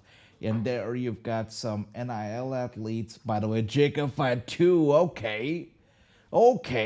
This is going to be good. Let them cook. This is going to be great. Jacob Fatu showing up for Braun Strowman. You got Pinfall Wrestling Zone. Satria Kal. Great to see you. Welcome. Hope you're doing well, my brother. What do you think about Naomi, Jade, Bianca storyline? It's interesting. It adds more layers to the whole Bianca Belair situation, right? Obviously, she is going to be fighting most likely in a triple threat match. It's got to be, of course, Bianca Belair. Obviously, it's got to be Io Sky and Rhea Ripley. But then you've also got this other situation going on with Bianca right now, where Jade Cargill and her best friend Naomi, they're going at it. So Bianca is in a situation right now. Two ends because she's got a lot going on at the moment, adding layers and then complexity, into her character right now, headed to WrestleMania. So it's going to be interesting. It's going to keep us on our heels. Between Jade Cargill and Naomi, I think this was much needed. Naomi was getting stale, really stale. Ever since she showed up from TNA, really, Naomi has been super stale. So for her to turn heel is the best thing that they could have done. I don't think she was a big merchandise mover anyway, so turning heel is not going to hurt her merch sales. It might just improve it. And Jade Cargill needs that push. So this is going to be best for everybody, I feel. A good decision. Let's see which way it's going to be headed. It all depends on Jade now, how well she's going to be able to pull it off, because the way that they came in and the way that, by the way, Jacob Fatu right now, look at that. Look at Jacob Fatu just flying down on Braun Strowman just like that. I was wondering, why did Braun Strowman appear tonight out of nowhere? Because usually we don't see him on TV. We barely see him on TV. So I was wondering, what purpose does it solve? Why is he here? Because he's got to be here for something. And it seems like he was here to put Jacob Fatu over. Jacob Fatu kicking some Braun Strowman ass right now as we speak. But coming back to the topic, of course, of the ladies, coming back to the topic of Naomi and Jade Cargill, just like I was saying, this is best for business. This is the best that they could have done. And I'm excited to see where this is headed. But at the end of the day, it all depends on their capability, how well of a match they're able to put together, how they're able to add to the feud. Because let's be honest, Bianca and Naomi, they did a sweet job at building up the tension and building up the drama. It was a little bit cringe, but it was good. But when Jade came in, she came in with this fire. She came in the car, came out angry, ruthless, got in the ring. But when it came to the actual action, I didn't feel the anger. I didn't feel the intensity in the actual action. I didn't feel the butt kicking, really. I felt the kicking, but I didn't feel the butt kicking. Jade didn't do such a great job in my eyes when it came to getting physical with Naomi over there. So, it was a little bit flat. The beat down was a little bit flat, I felt. But let's see how they're able to do it in a match. And here we are, by the way. Braun Strowman looking to chokeslam Jacob Fatu. There's no way he's going to do. Oh, wait a second. Wow. And chokeslamming him through the table. Nice. I thought that Braun Strowman was going to put Jacob over, but he gets Jacob down. Interesting. Now, we're not going to be seeing John Cena tonight here. Apparently, the guy's in Africa filming for a film, but we will be hearing from Cody Rhodes, who will be here, and Cody will be addressing the crowd for the first time ever since his beatdown. Lots of people have been talking about how Travis Scott gave him a black eye and a torn eardrum. We're also going to find out if that was true or if Meltzer was just making up some crap again. So Cody Rhodes is going to be here. We are going to be hearing from him, so that should be interesting. Mickie James won't be returning. The whole Mickie James situation is a crazy story because the full story is that, by the way, Jacob cannot believe what just happened. Braun Strowman and Jacob Fatu, I think we're seeing a start of some kind of a feud over here between the two. Interesting. So, coming back to the topic of Mickie James, as Andy pointed out, WWE LFG, right? A show apparently so good that it got renewed for a second season just after airing 2 episodes of season 1. It got renewed for a second season, so it's drawing good numbers apparently. And by the way, we are here with LA Knight. Let's listen into him, and then I'll continue talking about Mickie James. 1 second. But here we are, so let me talk to you. I guess it was, oh God, no brakes on Jacob Fatu's big fat keys to go through that table, huh? Yeah. What that means is the man who cost me the U.S. Championship last time around, out of the picture. That means no distractions. That means Shinsuke Nakamura. Tonight, it is you, it is me. Ichigo Ichie. Which I know that you know what that means, and what that means is one moment, one time. One time is all it takes for the BFT to smack you back to factory settings. Who's BFT? The one moment is us standing right here in the birthplace of the United States, Philadelphia, PA. And that one moment, Man, we got 30 minutes. Actually, no. Let me correct myself. We got 25 minutes left, right? LA, we got 25 minutes left. And he's still talking.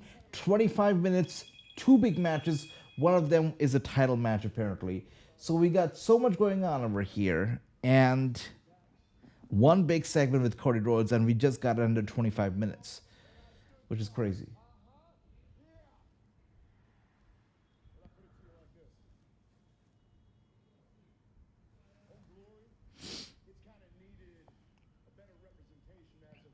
The guy's still talking, guys. He's still talking.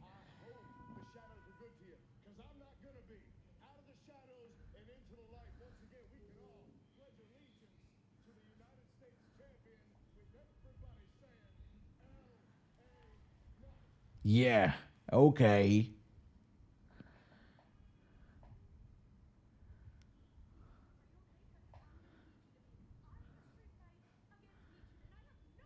What the hell is going on? Piper versus Tiffany was the first match of the night, and Piper still hasn't changed. She's still backstage in pain like she just got out of the ring. What the hell is going on here? By the way, Chelsea looking good in that Mick Foley outfit. I mean, that's cool. That's cool. All right. So Chelsea and Piper. Something tells me it's not going to be a very long match. We got 23 minutes left before the show's got to be over. We got a championship match, which is happening right now. Wait a sec. Wait. How am I just seeing this right now? Okay. Look at that Tron that we've got for Chelsea Gree now, because she's a U.S. champion. We got the statue of Chelsea in the center, and we've got a modified version of the U.S. presidential emblem, but we've got Chelsea Green's face in there instead. That is hilarious. That is hilarious. Chelsea looking good. She's looking good, yeah. What can I say? She looks good. The Mick Foley outfit looks fantastic. All right, so up next, after this little commercial break, we're going to get Chelsea Green versus Piper Niven. It's happening right now. It's got to be great. So now, coming back to the topic of Mickie James, now that we are on commercial. Mickie James is a coach right now on WWE's LFG, brand new show. And Undertaker also a coach. Now that they renewed the show for a second season, Undertaker made it a point that they had to have his wife, Michelle McCool, also as a coach if they wanted to have Taker as a coach, even in season 2. That was the condition that he put forward, saying that if you want me in season 2, you have to have my wife. That's the condition that he put forward to the producers, and the producers they instantly replaced Mickey James with Michelle McCool. There's always been rumors about tensions between Michelle and Mickey, and this doesn't mean, or this report didn't really straight up tell us that Undertaker got Mickey James replaced or he wanted her replaced, but this has definitely happened that Mickey has been replaced with Taker's wife Michelle. So that's interesting. That's interesting. That's right, Andy. Statue of Chelsea was like literally in the front and center. Hilarious, hilarious. Okay, but I was talking about games from back in the day. I don't know if you guys have seen this game, but this was one of the best games that I've played. You know, I got a brand new PS3 that time. I was super excited. I was a little kid. And this was the game that I got. It was one of the first games that I got for that PS3. It says SmackDown vs. Raw 2010. Right now, even holding this game at the moment, it just gives me goosebumps. Such a great game. Such a fantastic game. Let me open the box for you right now because this is in perfect condition right even now. The game and the disc and everything. So good. So good. Look at this. Look at how beautiful. Looks fantastic, doesn't it? So good. This was SmackDown vs. Raw 2010. Fantastic game. It was actually fun to play. And back then, games were actually fun to play because, you know what? 2010 didn't feel like 2009, and 2011 didn't feel like 2010. All games were unique in their own way. And we also used to get these physical books with these games every single time back in the day. Now we don't. They cut that part of, but we used to get this instructional manual. And it's like a piece of history now looking back at it, right? You got all the instructions, the controls. We don't get any of this now. Nothing. We get some screenshots. Yeah, we get nothing like this now, right? Nothing like this at all. Superstar abilities. You'd never get this stuff now. Never, ever. But so cool.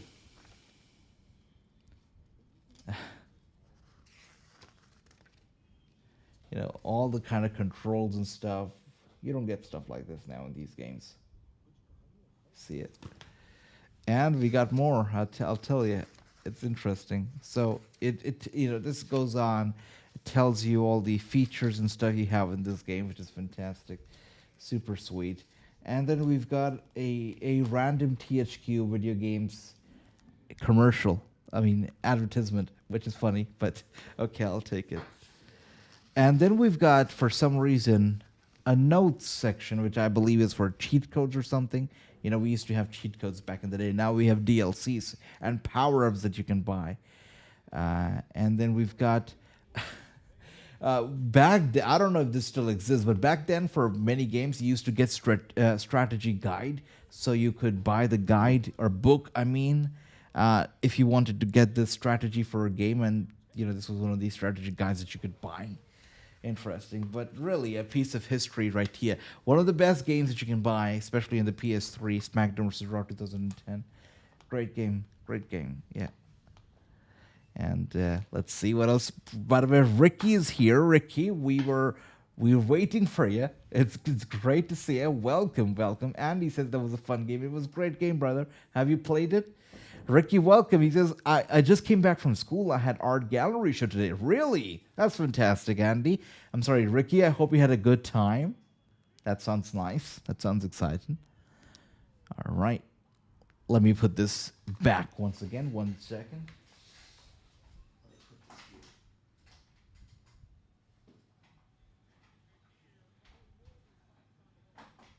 So good. All right.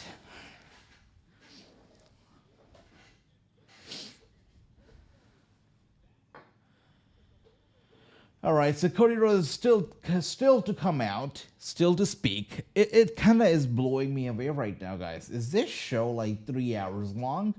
Because no way is this show getting over in 17 minutes from now, and we still have 2 matches and the Cody Rhodes segment. There is no way.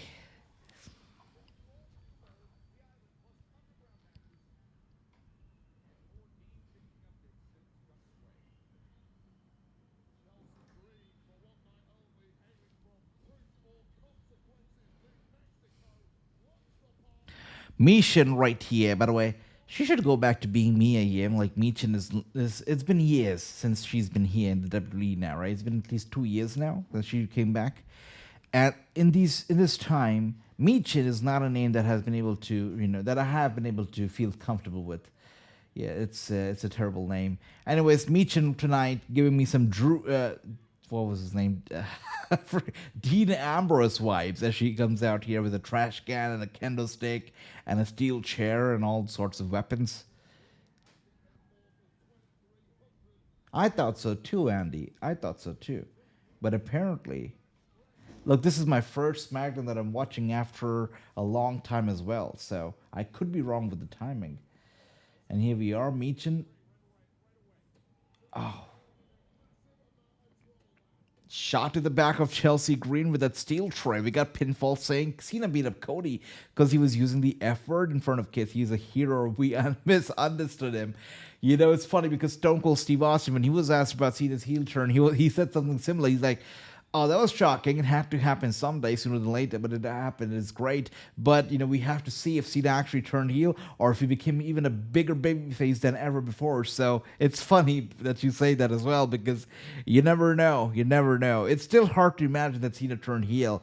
I'm pretty sure you guys have seen or heard about it, but, Cena also won a Guinness World Record for the longest time anybody has ever been a babyface in WWE history before turning heel. So Cena literally set a record that I don't think anybody can ever beat because the record is about 20 plus years, which honestly right now, especially with all these companies being around, AEW, TNA and whatnot, so many options out there, people are just not loyal anymore. And I don't even see people staying in the same company for 20 years, let alone being a babyface in that company for 20 years. So I'm convinced that nobody will beat that record ever that John Cena set. 20 plus years as a babyface. It's hard to beat that. People argue that Rey Mysterio has been a babyface even longer than that, but he hasn't turned heel yet. So he hasn't been, so he technically Cena holds that record. Maybe if Rey turns heel later some point in his life, maybe then he'll beat Cena's record. We'll see. But right now, Michin literally trying to bite the fingers off of Chelsea Green. I don't know. That's disgusting. But okay. We got AJ, Cora Jade, and Tessa Blanchard beat them matches on which lasted on TNA. Yeah, I mean, TNA giving Tessa a platform is interesting. No promotion dared to do it in all these years. But TNA did, so good for them. Backbreaker right there, by the way, from Chelsea Green as Michin was trying to bring out a wooden table. She gives her a backbreaker and then sends the table back under the ring. Chelsea laughing, smiling as we go to a freaking commercial yet again. Yeah, so this show is about 3 hours long, I guess. I mean, it's got to be 3 hours long.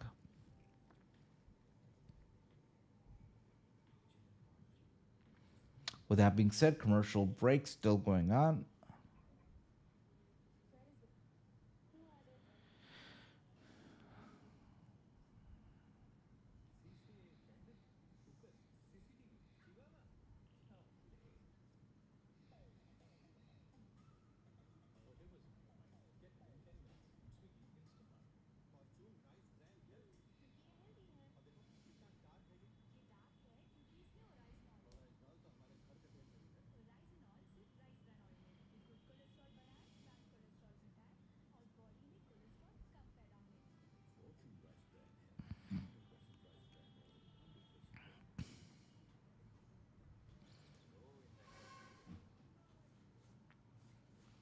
These commercials are insane. They're insane.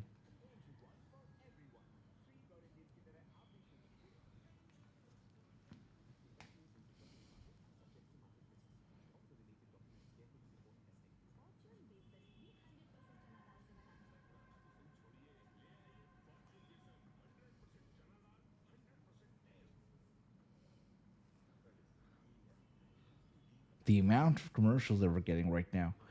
Jim Ross has been a babyface. That's true. That's true. Yeah, that's 100% true.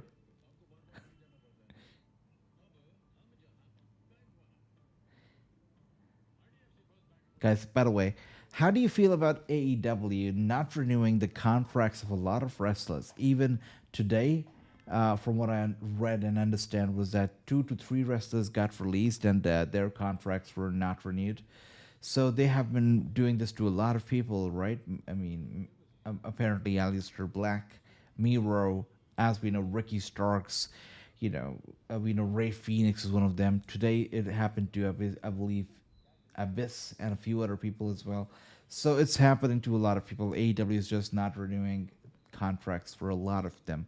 What do you guys feel? Is this the right thing to do? Is it a sinking ship at this point? Do you still watch AEW? Let me know, because it's interesting how they're not renewing a lot of contracts at this point. There was a time when AEW and WWE were both fighting to the nail, going up against each other. Right now, WWE has gone to a whole different level, which AEW cannot touch right now. In terms of all the smoke and mirrors, in terms of the celebrity crossovers, in terms of everything right now, WWE is in a league of its own, which cannot be touched. Let's be honest. But AEW is trying and working hard. But back in the day when they were fighting to the nail to defeat each other, to destroy each other, I believe that they overhired. Like AEW was offering contracts left and right, and so was WWE. But AEW was really going out there spending money, buying so many contracts, and it seems like it's turned out to for Tony Khan to regret it. They're trying to make room for the old Bucks to return. Old Bucks is like, they're like parasites. They really are like trying to leeches. Like they're trying to suck the money out of AEW and Tony Khan. Yeah, it's terrible.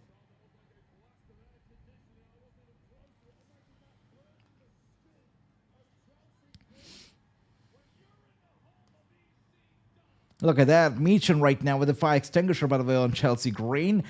Sending her away before she tries to pull out the table. Of course, we got Piper Devin, who attacks Meechin and sends her into the ring for Chelsea Green to pick up the victory. This is a no DQ match, so Piper Devin's interference is technically, allowed or legal, should I say.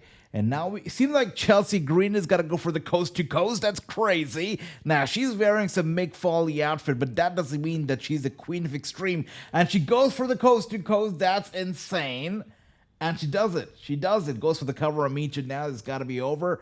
And Meechin kicks out of the coast to coast. That's interesting. That's interesting. Okay. Wow. Wow.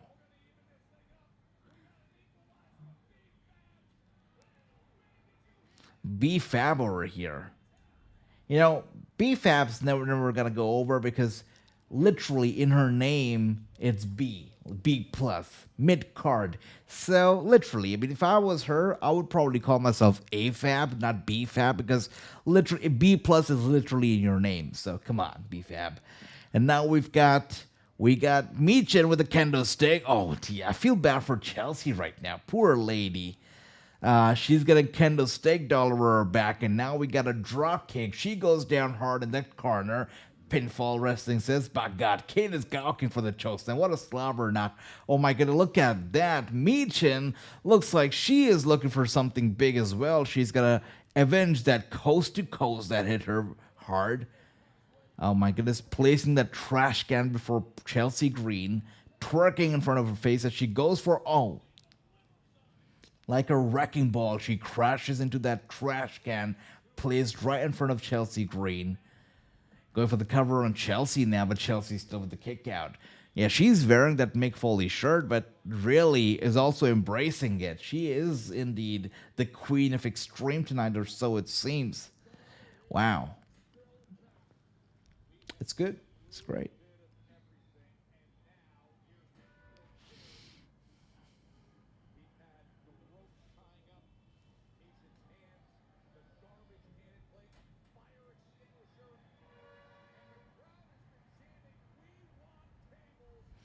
And Meechin finally bringing out that table. A table that Chelsea didn't want to be involved in this match, but the crowd certainly does. Meechin does as well. And the table is definitely being added to the equation. to give AEW a bit of saving grace is to have Mercedes lose her TBS belt to Momo. You know, I feel like really AEW brought it. AEW was fine in my opinion, and until they had people like Jungle Boy and they had Luchasaurus, and you had all these wrestlers who were fresh, who were new, and they were offering something different to the table. It was great. But then they started bringing in all the old WWE stars. Let's be honest, Miro, CM Punk, and the list goes on, as you know. Bobby Lashley and the gang, and they just keep sucking money out of these people. Had AEW stayed true to its roots and all been all about the young, the hungry, the new, would have been fine. But right now, they made a mistake. The table's legs collapse, but Michin says, oh, okay, we're on TV, never mind. I'm still gonna go for it. And she is going for it. The table breaks. The table breaks, Chelsea. Who's that? Who is that? Somebody in a hood, in a hoodie, pulled Chelsea Green down as Michi was going for the cover.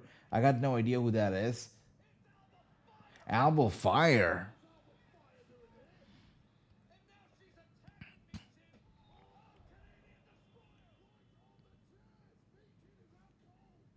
It's been so long since I've seen Alba Fire, I couldn't recognize her at first. As expected, Chelsea has retained, but thanks to Alba Fire and Alba Fire only. Yeah.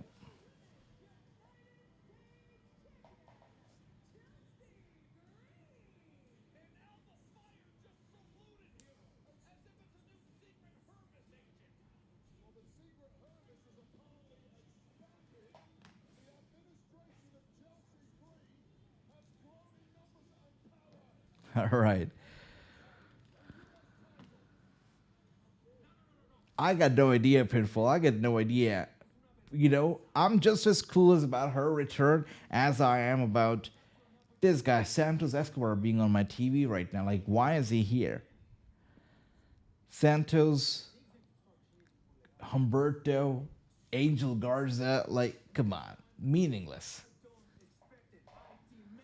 I used to love Santos when he was in NXT. When they were feuding, the Santos family and the Tony D'Angelo family on NXT. I don't know if you guys watched it, but hey, it was amazing. I know Andy used to watch it with me all the time. It was great.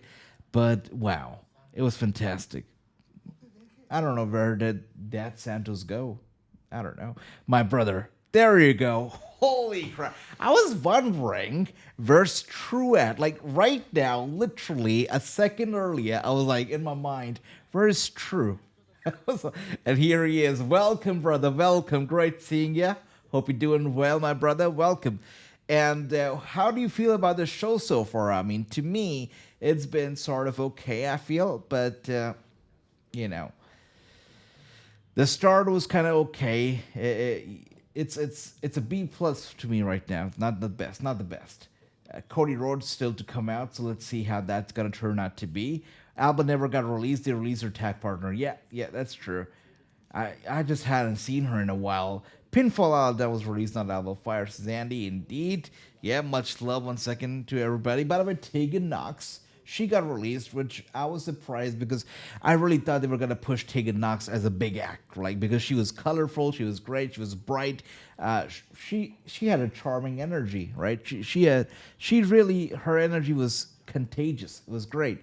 I thought that she was going to be pushed as one of the faces of the company, but no, they released her, and she recently uploaded a couple photos on Twitter of her first match ever since getting released, and in the caption she wrote something like, "The fire inside her was extinguished, but performing in front of her hometown crowd has brought that fire in her back again." So obviously it means that she was trying to imply that the fire, the passion that she had for wrestling had gone away for a little bit when she was serving her 90 days non-compete clause. But now that she's back wrestling in front of hometown crowd, she feels great.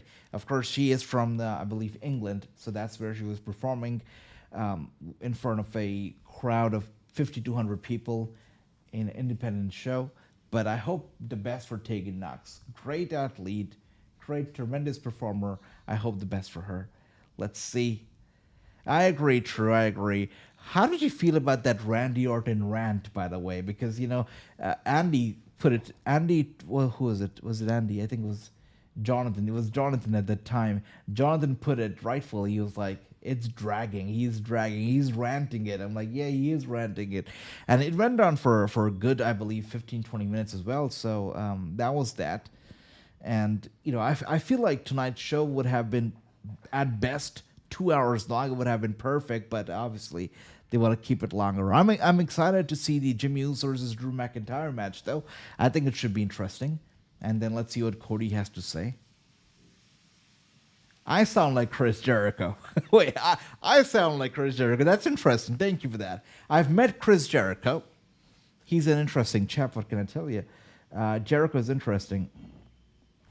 I got a book from him. I don't have it here right now because it's lost somewhere in my bookshelf. I've got a ton of books in my bookshelf. Not all wrestling. They're like, other books, academic books. But one of the books were Chris Jericho's biography that he wrote recently.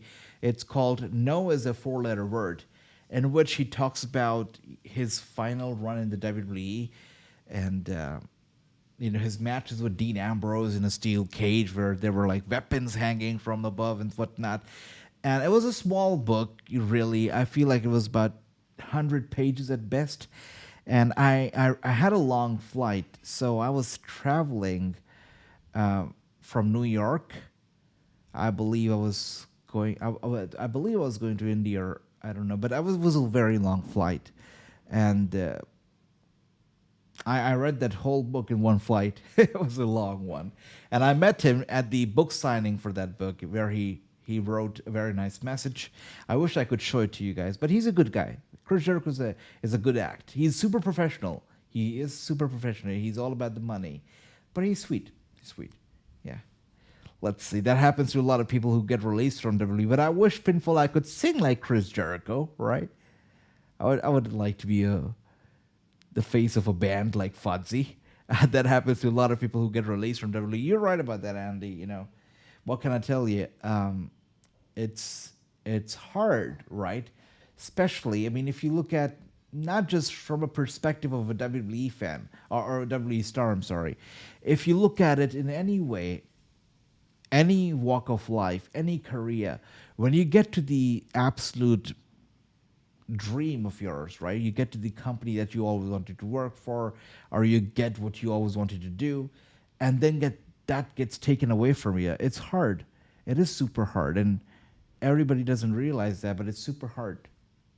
It's hard. What can I say? And I can tell you, when I was doing the stuff that I was doing for Twitch, first-hand contract with them was great. But that term was over, and I knew that was going to be over sometime. It was going to be forever, that Twitch thing. And if it wasn't for you guys and your support, I wouldn't be here doing wrestling with all of you. So thank you once again to my brothers right here. True, Andy, Jonathan, everybody who's here, who's been here for years. Really, when I call you guys brothers, I mean brothers. And Pinfall, once again, welcome to the family. I hope you're doing well, and I hope you're enjoying the show, and I hope to see you in the future events as well. It's great talking to you. But thank you once again, True, Andy, Jonathan, and everybody who's been here, because really, just like I said, you get to the WWE, you get to the very top, that gets taken away, that fire that does get extinguished. And for me as well, I believe there was a time when the fire did get extinguished, but you guys kept it alive, you kept it going, you supported me, and I'm forever grateful. Thank you, brothers. Thank you. Much love to you. Would be nice if Cena shows up. Would be great, True, if Cena shows up, but there's a theory going on, by the way, guys. There's a big theory that's going on at the moment, which says that John Cena will not retire at all. And him announcing his retirement and doing this whole farewell tour could also be a big part of his heel turn, where he'll ultimately say, I'm not retiring. I'm here to be champion for good. And he's just going to keep going on and on. And I feel like it's great. I like the sound of it because I don't want him to retire. But who knows? Who knows? Let's see. My brother Ricky right here as well. Much love to you, Ricky. He's a real one. Ricky also been here years and years. Thank you, my brother. Thank you. Let's see. Shawn Michaels doesn't need to come out of retirement for a WrestleMania match. Yeah, but he does. He did for a crown jewel for Saudi Arabia. He's not gonna do it for WrestleMania. That's right. There was a time when it was likely, it was possible for us to get Shawn Michaels versus AJ Styles. It could have been possible because this was years ago, but they didn't do it. They didn't do it. But he did. He did do it for Saudi Arabia though later on. By the way, Cody Rhodes coming out right now before the Jimmy Uso match means that Cena is not going to be here. And anyways, NBC has already advertised John Cena's appearance at the Saturday night main event in May, I believe. No, not May, in March, I believe. It's got to be the first one after his heel turn. So, we're most likely not going to get Cena before that. And here we are now. Cody Rhodes coming out in full swing. I see. Okay, you're an old... Okay, it's great to see you again, my brother. Welcome once again. Welcome. True says he retired that Ball Scout gimmick. Yeah. And here we are. Man, he does have a black eye. Huh. I was wondering if Meltzer was really making it all up and the whole Travis Scott thing was exaggerated, but he does have a black eye. And that too, the same freaking eye that Travis Scott slapped. So I guess Meltzer was not really wrong when he said that Travis Scott gave Cody Rhodes a black eye and a ruptured eardrum. That's insane. That's insane.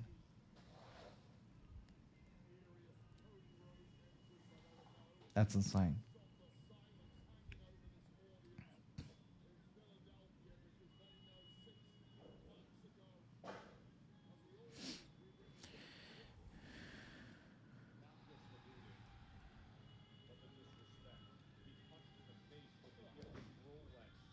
They say that Karrion Kross, he pulls off a hairstyle to match his opponent's hairstyle, which makes me think if Karrion ever fights Cody Rhodes, is he gonna shorten his hair?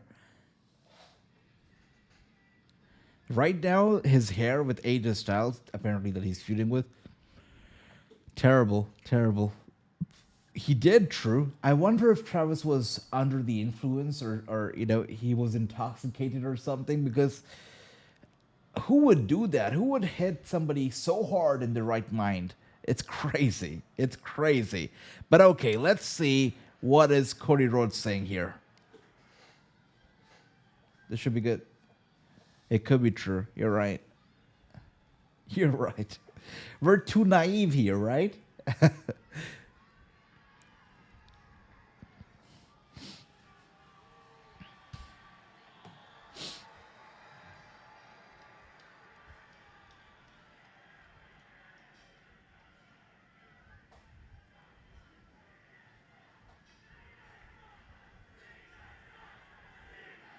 Cena sucks. Cena sucks. Man, we got a babyface crowd here. Okay. I was expecting the crowd to cheer for Cena.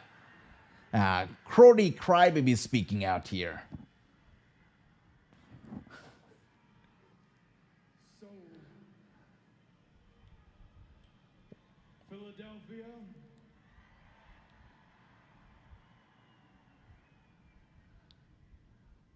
city of champions.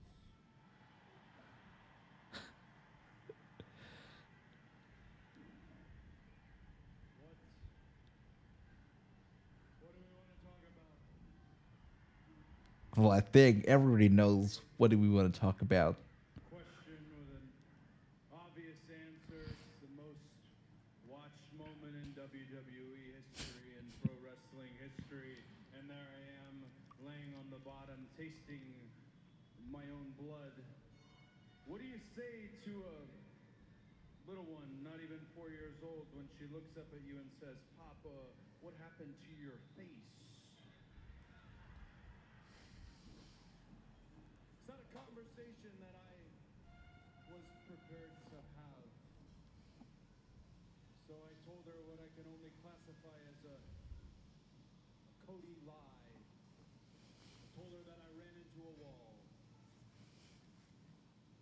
Not entirely untrue. I did run into a wall designed by the final boss, The Rock.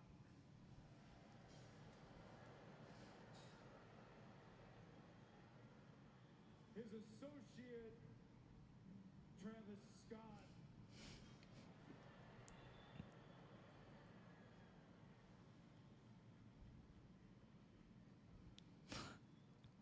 Say it. By my WrestleMania 41 opponent, Yeah. John Cena.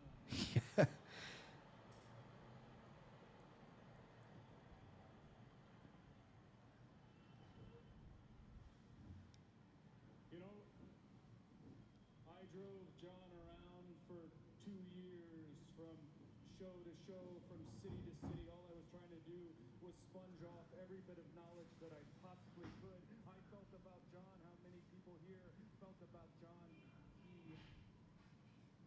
He was a hero. Was the hero. So one day I'll tell her what actually happened. I'll tell her that a great man who did great things, who was my model in this sport, who was the very definition of the word virtuous, a man who used to run to the ring with a t-shirt emblazoned on it the slogan, never give up. I'll tell her he gave up. Well, Cena never technically gave up, you know. Just saying.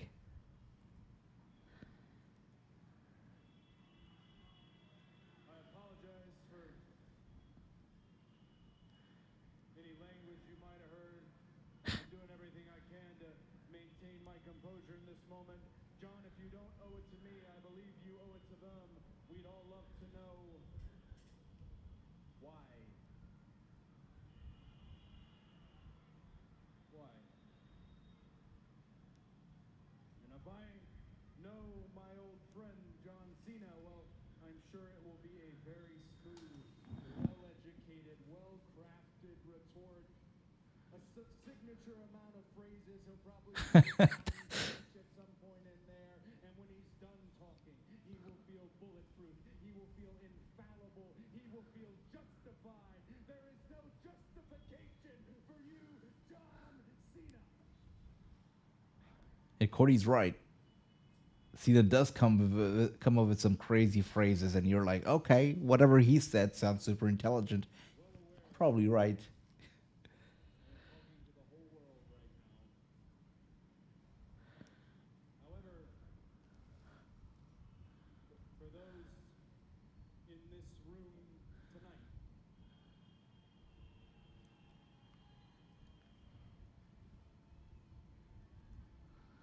I don't know if you know this story.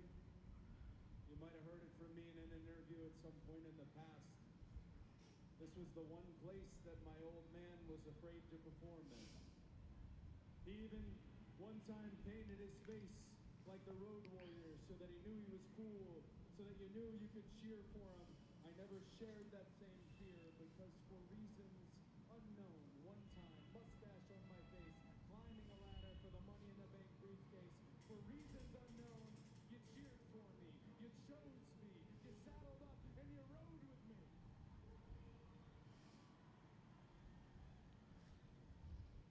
I never forgot it. And then last year, WrestleMania 40, just across the street, trying to finish a story that started in the late 70s. You cheered for me. You chose me again. Philadelphia is a Cody crybaby city. That's what it is.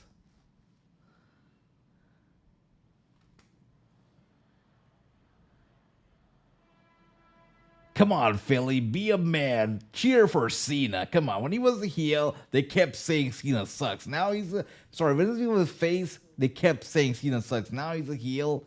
It's the same story. Come on. You can turn the audio up. My old friend John Cena in the ring celebrating with my friends and my family. He looked at me. He pointed at the title. And I will never forget what he said. Oh yeah. True. Oh yeah. It gets heavier every day.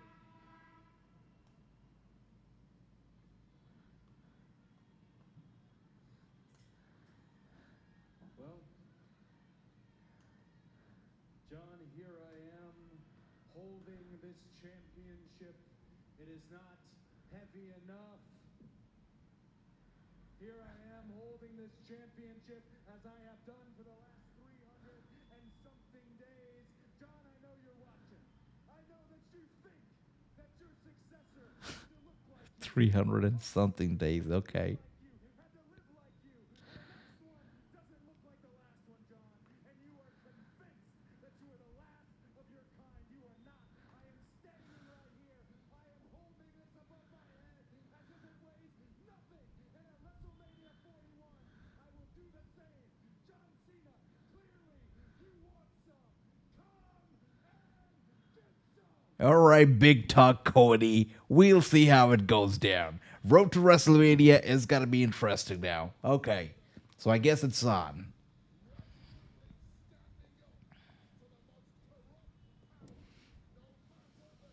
I don't know. I don't know about you guys, but I am Team Cena all the freaking way. I am Team Cena right here. Let me know what you guys think. Are you Team Cena? Are you Team Cody Crybaby? Let me know.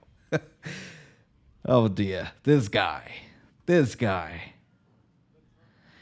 We've seen Cena get beat downs after beat downs. We've seen Cena get, blood pouring out of face. We've seen Cena get squashed by Brock Lesnar, by The Rock. So many people, beat downs after beat downs. We've never seen him come out and start this pity party where he's pitting himself and he's pitting his fans and he's talking about stuff and he's asking, why Lesnar? Why? It doesn't make sense. Come on, Cody. Stop being a crybaby. Be a man. Yeah. The Homelander turn should happen, true. 100%. I didn't agree to that, Mike. But you know what? I would like to ask Cody one thing. The final boss comes to you with an offer of a lifetime, an opportunity of a lifetime to change your life, and I'm with a bag at the 1 yard line. I mean, come on, what you thinking, man? If the final boss came to me, I would have did exactly what Cena did. But then you got guys hating, like Randy, coming off the couch for 4 months after playing Fortnite. Fortnite? That's so funny. Okay. That is funny. Randy, good to see you. Before you say anything, Kevin Owens isn't here. But it's me. Randy's like, Fortnite? Where did that come from? Idea. How about next week? Fellow in Spain, you go one-on-one. It's got my legs. That's hilarious. That's a rivalry based off of Fortnite. That is hilarious.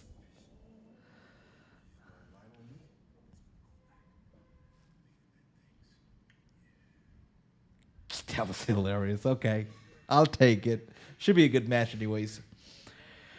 All right, believe it or not, McIntyre is main eventing tonight. And Jimmy Uso too, so should be something. I don't know what's going to happen, but should be something. McIntyre called Jimmy Uso the black sheep of the family, and he's going to start tonight with the black sheep of the family. So he's still after the bloodline, apparently. But tonight, it's going to be him and Jimmy Uso.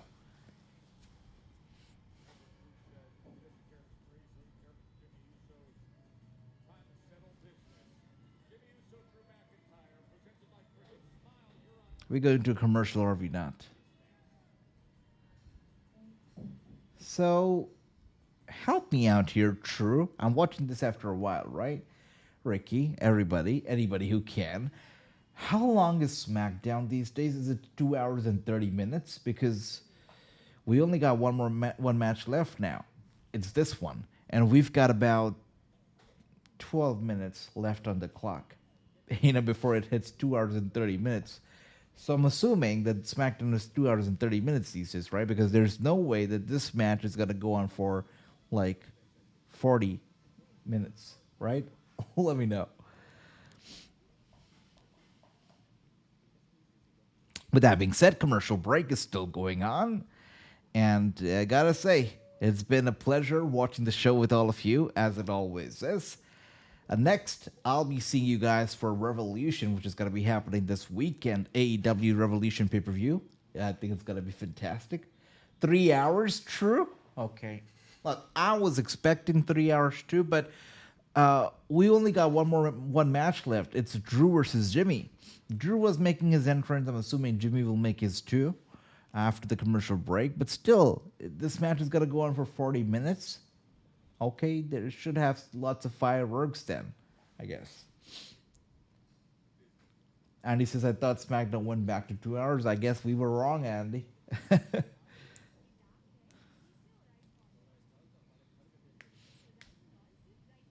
I see.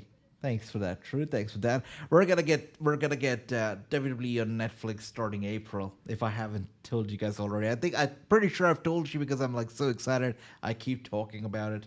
Cannot wait for Netflix to for take over WWE over here because man, the current streaming service that we gotta use over here is buggy. So, and I wish that AEW would also find a good partner because man, over here you can't even stream AEW. Like I have no option but to get on some dodgy ass websites to watch AEW, and that just makes the whole thing so difficult. Same with TNA. Like you have to rely on some crazy fishy ass websites for that stuff. Oh, you think so? True. Okay. Let's see what the last segment's gotta be then, because we've already seen Cody. I was hoping that Cody would close the show. Obviously, he did not. If you look at the preview for tonight's show, let's go back and look at the preview. Cody was the highlight. You had Meechin versus Chelsea Green, a match you've okay. I forgot. We've got a championship match still to come. I forgot. My bad. We got LA Knight. Lala Knight is going to be taking on Shinsuke Nakamura for the United States Championship. So we still got that match coming, guys. Totally forgot about it. Shinsuke versus Lala Knight is still to come. And we've got I'm tired. Yeah, I know, Anil. I didn't understand that. Andy says, true, they need to hurry up and bring it back to 2 hours. Yeah. No HBO Max. Wait, do have HBO Max, but I don't know if they. I think HBO Max right now is only available. I mean, AEW is only available on Max in the US, I believe, not here. So, that's that.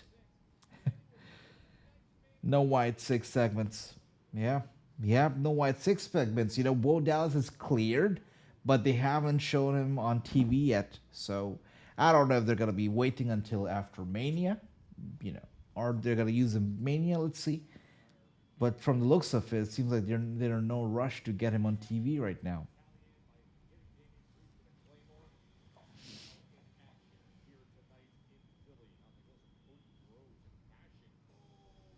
It's good. All right. Good to see Jimmy Uso.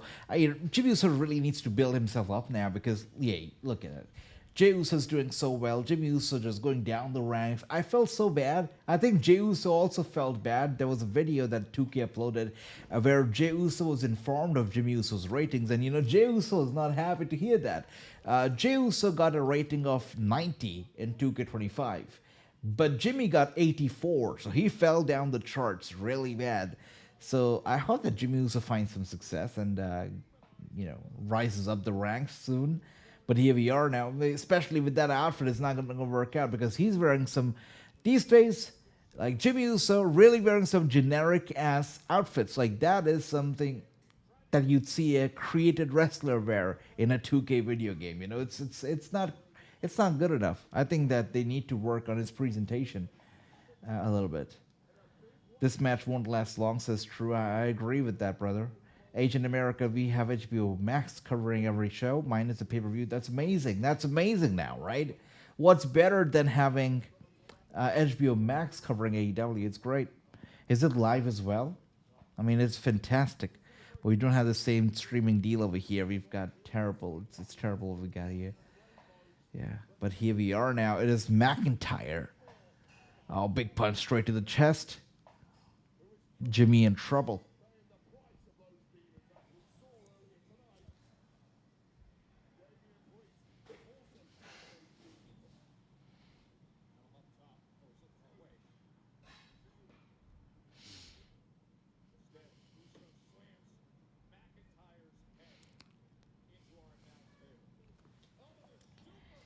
So I don't know if you guys have seen this video, but it's a very funny video that I put out on Instagram. I'll show it to you guys in a bit.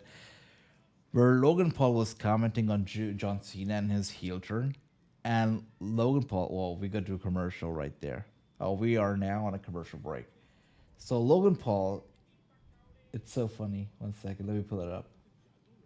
They can just take the full-time celebrity wrestlers I have to show it to you guys. One second. come in and they can just think they can just take the full-timers goodwill. Like, bro, we're in here week in and week out working hard to build this company, and guys like John Cena just think they can just not show up to work. Be a professional, dude. Did you see that? Did you hear that? Like, he said that with a straight freaking face. Logan Paul says, celebrity wrestlers, they just come in thinking that they can come here on goodwill and just take our opportunity, take our spots. Yeah, that's not going to work out, bro. Like, we are in here week in and week out working hard to build this company, and guys like John Cena think they can come here and take our spot. That's not right, bro. Be a professional. that's why it's so funny. How did Logan Paul say that with a straight freaking face? I think that John Cena, even though he's not even a full-timer, he still shows up more than Logan Paul does. It's so funny that Logan Paul would complain about celebrity wrestlers. Okay. Nakamura should retain his belt, says my brother Andy. Yeah, 100%. HBO Max streams, it's amazing. That's amazing, Andy. What more can you ask for? It's great. And I'm glad they also got the deal with Prime, because Bleacher Report was tricky. It was tricky. I mean, there was always complaints with Bleacher Report. People were not happy with it. There were glitches. There were lags. So Prime, obviously, it's got to be a much better experience. With that being said, commercial break still going on. Yeah.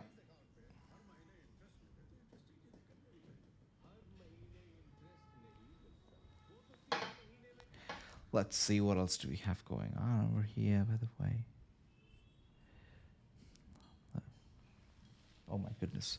I totally forgot I had a very nice and warm cup of tea over here waiting for me, and oh, it's all cold now. I didn't realize it. That's okay. What do you guys like better? Do you like tea or do you like coffee? Let me know. When I was in college in New York, we had Starbucks all around us. Like, we had Starbucks down every single block, literally. So I fell into the Starbucks trap, and I used to spend like at least $12 every single day on Starbucks. I regret it right now. But every day I would buy, especially, I regret it so much, but I guess that's what kids do stupid shit. I used to love the double chocolatey chip Frappuccino. And I used to get it like every day, $12 a day. It's crazy. I wish I could get my money back, but yeah. It's insane. And I was reading a news article the other day. It said that a guy who went to Chipotle every single day for a year, Chipotle rewarded him with a years of Chipotle for free. So he got a coupon that's a year worth of Chipotle for free. He can have Chipotle for an entire year for free. And I was thinking in my mind that I went to Chipotle literally for like 4 years of college. I went there every other day, and I still had to pay extra for guacamole every single time.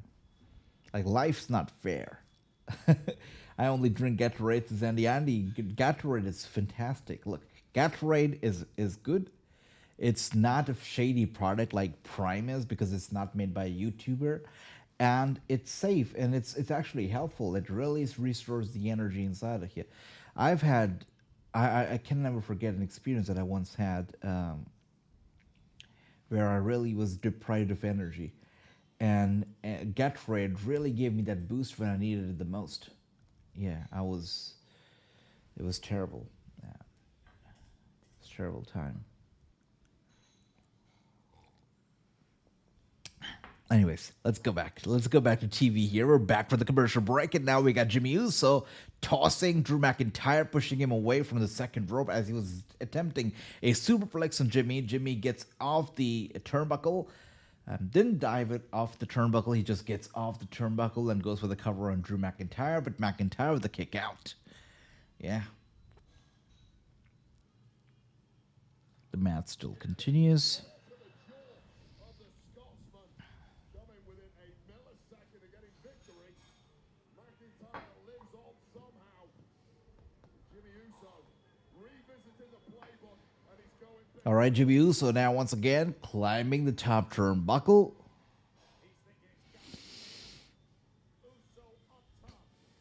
Oh, it's gonna go for, oh dear.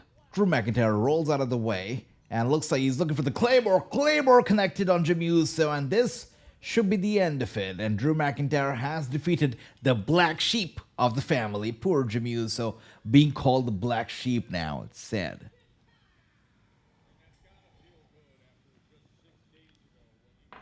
But Drew with the victory. There you go. It's so terrible, right? I mean, one brother, one twin has won the Royal Rumble, is gonna go for the world title. The other is being called the black sheep of the family.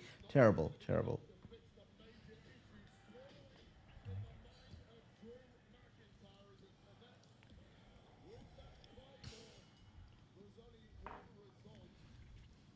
Yep, he did, Andy. He did. Now we got 30 minutes left before the show's gonna be over. We got one more match to go. That's gonna be for the U.S. title: Shinsuke Nakamura versus Lala Knight. Yeah. I still remember the day when, not the day, but the time when LA Knight was super duper over. I think he's still fairly okay over, but like back then he was super duper over, and everybody was going Lala over him, right? And they thought that one catchphrase would get him so super over that he'd be world champion. Yeah. But over here we are. Damian Priest has attacked Drew McIntyre from behind.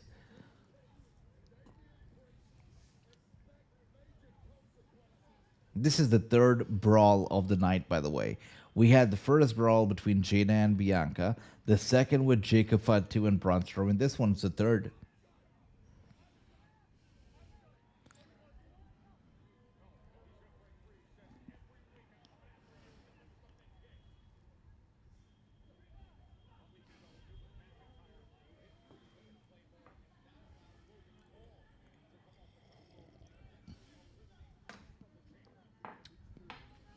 Guys, how do you like the blue canvas of the ring? I'm kind of digging it. I like it. You know, all blue everything. I like it. Let me know what you guys feel.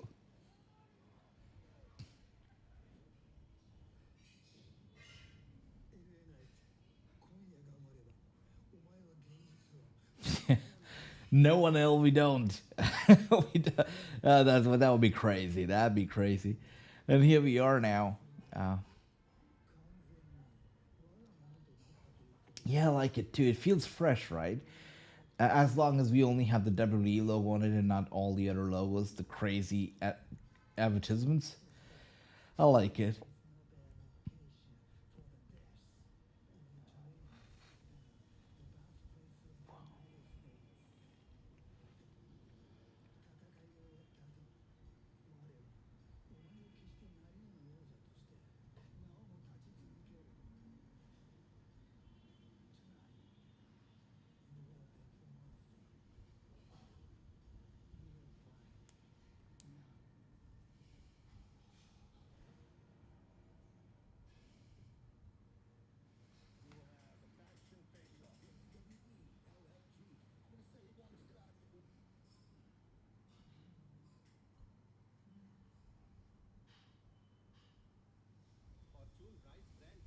Okay. With that being said, commercial break is upon us once again. Shinsuke Nakamura says tonight, LA Knight will beg for mercy, but he's gonna get none. So we'll see what happens there. With that being said, commercial once again upon us. And let's say we were talking about, because 2K25 just got released today, we were talking about some of the games that, you know, are behind me that I love and appreciate as a part of wrestling history. And one of the games that I don't know if a lot of people know. 1 second, I'll be right back. Is this one right here. and it's a very unique game. It's a great game. The gameplay wasn't the best, but the concept was sweet, and unlike any other game that we get today, really. It didn't have any DLCs. It wasn't about the money. It wasn't about milking money out of you. It was just a good game that you could buy and enjoy, unlike any 2K game, that is. This one right here. I'm talking about the Legends of WrestleMania. What a fantastic game! I don't know if you guys have played it. It's not one of the most well-known games, not one of the most famous games, but it was a fantastic game from back in the day. Take a look. It was all about the legends of WrestleMania, old wrestlers from back in the day. It is still in pristine condition. It is literally like a piece of history. It's for the PS3. And it came with the legends, it came with Hulk Hogan, Andre the Giant, all the old timers. Then you had Stone Cold and The Rock, the older version of him. And that was it. But there was also a very unique thing about this game. And the thing was that if you had this game also, that is SmackDown vs. Raw 2009, and if you had this game on your PS3, right, you just had to import its save data into this game, right? The game would ask you if you have 2009, and if you said yes, it would import its save data into this game, and then you would have the entire roster of SmackDown vs. Raw 2009 into Legends of WrestleMania. So this was a very unique thing about this game from back in the day. I loved it. I mean, I did not have the game because I bought a PS3 a bit late. So my first game actually was this one and SmackDown vs. Raw 2010. Not 9, but 10. So I got on the internet and I found somebody, some good Samaritan, who had uploaded their save data of 2009. I downloaded it. I got it on my thumb drive. I put that thumb drive into my PS3, imported that data into my PS3, then got on this game, clicked yes, and yeah, it worked. It worked. It was so fun. I was so happy. I was so happy. It's not the best game in terms of gameplay, but hey, fantastic game. When you talk about the memory of it, the nostalgia, everything was great. Yeah. Games back then even came with these books and stuff, right? You can see over here it says WWE Encyclopedia. I always wanted to get one. I never could get my hands on the encyclopedia, but as a kid, I literally went to every bookstore that I could go to, and this is gonna make you nostalgic. It definitely makes me feel nostalgic. Wow, I almost got tears in my eye, but wow, I got goosebumps looking at this. We've got a advertisement over here, and look at what WrestleMania. I literally have some goosebumps here. WrestleMania 25 Sunday. It's an advertisement for WrestleMania 25. Insane. And now we're talking about 41. Look how long we've come, how far we've come, guys. It is crazy.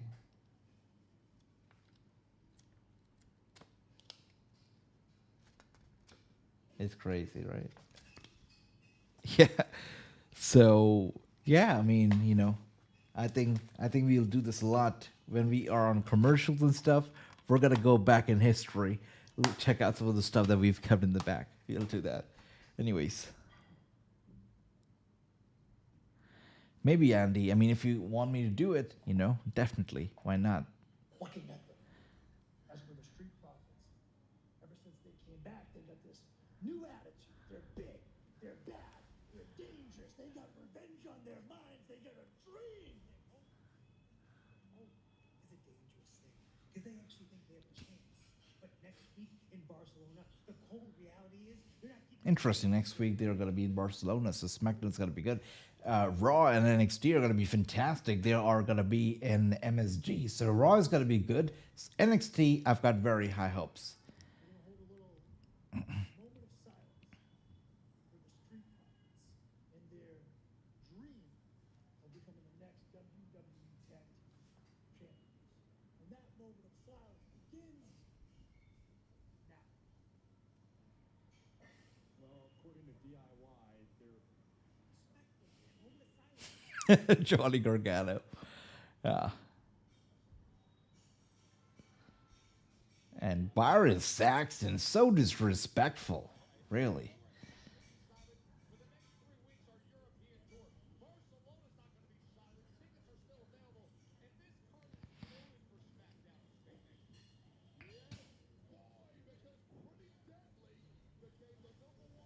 Oh, this makes sense. Okay.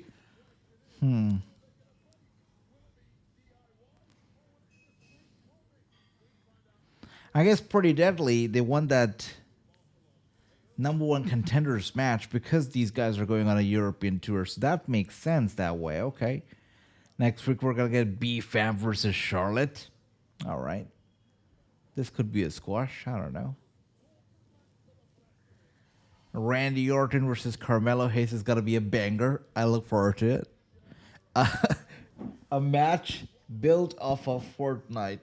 That is what we've come down to these days. It's so funny. And we're going to get Miss TV with Cody Rhodes. Okay. All right. Now we're talking. Sure. We'll watch it. We'll watch it.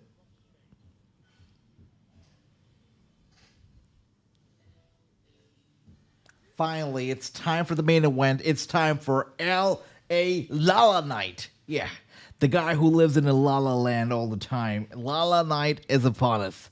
He's making his way down here. By the way, LA Knight, obviously, we know that his yeah catchphrase, it started from his drunk rant in the NWA. He was drunk, he was ranting, and he kept saying, yeah, and it got super over, and it got him to the WWE, obviously, where we're seeing him right now. But speaking of that, it reminds me that Natalya these days is really doing well on the independent circuit. She is going there, holding the WWE flag in her hand, representing the company as she tours the indies. So she's going to be doing GCW's Bloodsport event, if I'm not wrong. And then a day later, I believe, or a couple days later, she's going to be doing the NWA Crockett Cup. So she really is going out there representing the company in the indies. So what do you guys feel about it? I read a report from Meltzer. Didn't report it because Meltzer, it's hard to take him seriously. But Meltzer said that, Natalya was simply asked if she would like to tour the cup. She would like to represent the company in the independent circuit, to which she just said, yes, absolutely, I would love to do that. And Natalya is a team sport. She's a team player, and so she's just doing what she feels is the right thing to do as a team leader. So that's that.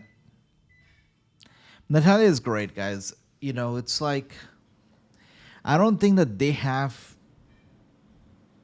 figured out what exactly to do with her. I think Natalya is in a spot right now where the WWE does not want to release her, but they also don't want to retire her because Natalya doesn't want to retire on herself. When I interviewed her last year, Natalya made it a clear point. She wouldn't even talk about retirement. She made it a clear point to say, look, I'm in my peak. I feel great. I've lost a lot of weight in the past year or so. I feel like I'm in the best shape of my life. I love this. I keep going. That's what I got from her, from our conversation. She is just hungry, and she's ready to go out and kick ass. She doesn't want to hang up her boots, which is great. So I've got a lot of respect for Natalya. She loves this sport. She loves this industry, and she's not retiring. You're right, Andy. It's going to be good. I think we should watch. We haven't watched. True. Do you still watch GCW? Does anybody here still watch GCW? Let me know. Because if you do, I think I got an idea. We should start watching GCW again. Let me know who watches GCW, who keeps up with the shows, because you guys need to let me know. And, I think we should start watching. Like, why are we not? I think we should really start watching. Come on. Yeah. Like the good old days, right? Like the good old days.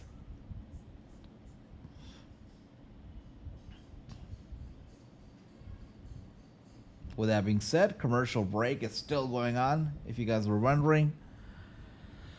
Still going on, still going strong.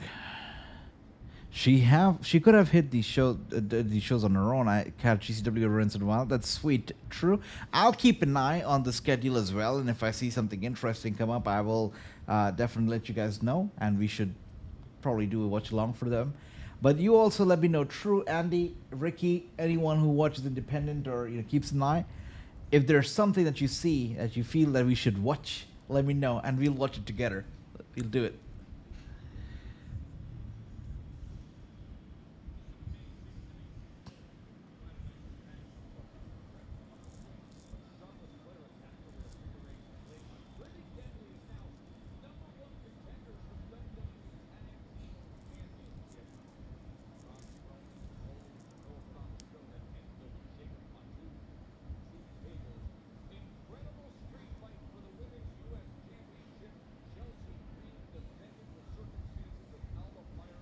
Hey, James, good to see you. Welcome. Hope you're doing well. Look, the wrestling family, the wrestling news family is here and they're going strong. Good to see you, James. Welcome once again.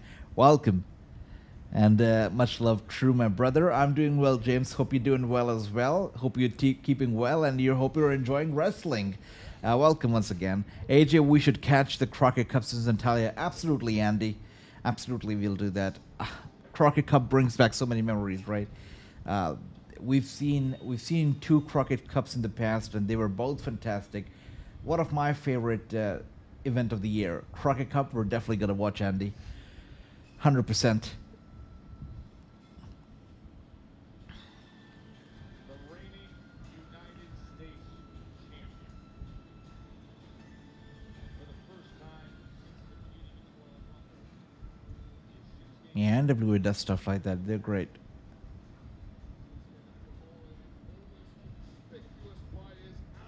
This version of Shinsuke Nakamura is sweet, but really, I still remember the day that Shinsuke made his NXT debut. I remember the flash, the lights, the lasers. I remember the Shinsuke that night. The energy that he brought with him. There's nothing that compares. That night of his debut was beautiful. It was beautiful. It was in its finest form possible. It was great. It's great. Nothing over the top, nothing crazy. It was just Shinsuke being Shinsuke. It was amazing.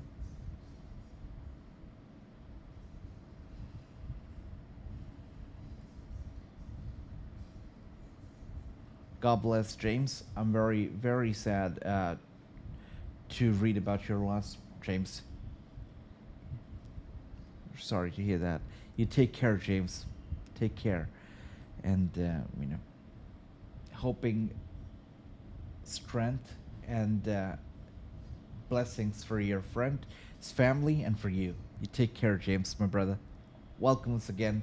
It is good to see you. It is good to see you as well. But you take care. And Andy says, I'm glad this Nakamura is getting to be evil. Yeah, I agree. I agree. Shinsuke is great when he's a heel. When he's a face, he's been terrible. I think we all remember. And this goes on to prove that any wrestler that I do not like or I did not like, they don't really last long in the WWE. I mean, let's be honest. I'm talking about Matt Riddle. I'm talking about Rick Boogs. Terrible.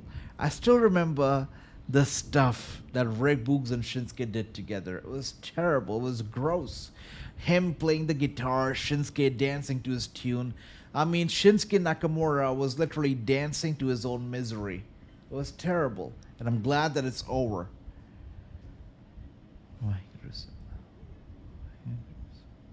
And Shinsuke Nakamura here with the US Championship. It is amazing to have Lillian Garcia, by the way, back on our TV screens. Is it not? It's fantastic. Lillian is the best. And, people loved Samantha. And Samantha was good. Not going to deny it. But Lillian is, is nostalgia. Lillian is our childhood. So, yeah, it hits different with Lillian. All right. Poison fueled and cutthroat. But it's what led into this championship well and leading to retaining tonight.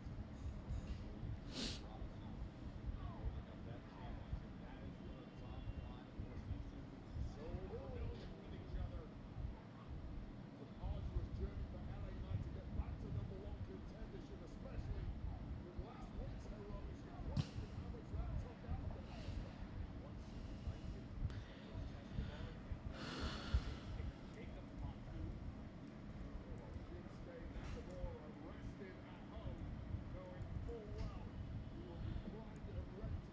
You know, it's quite interesting that you asked me this question of James about John Cena and him possibly winning and who's gonna, who is gonna go after him or who is he gonna go after.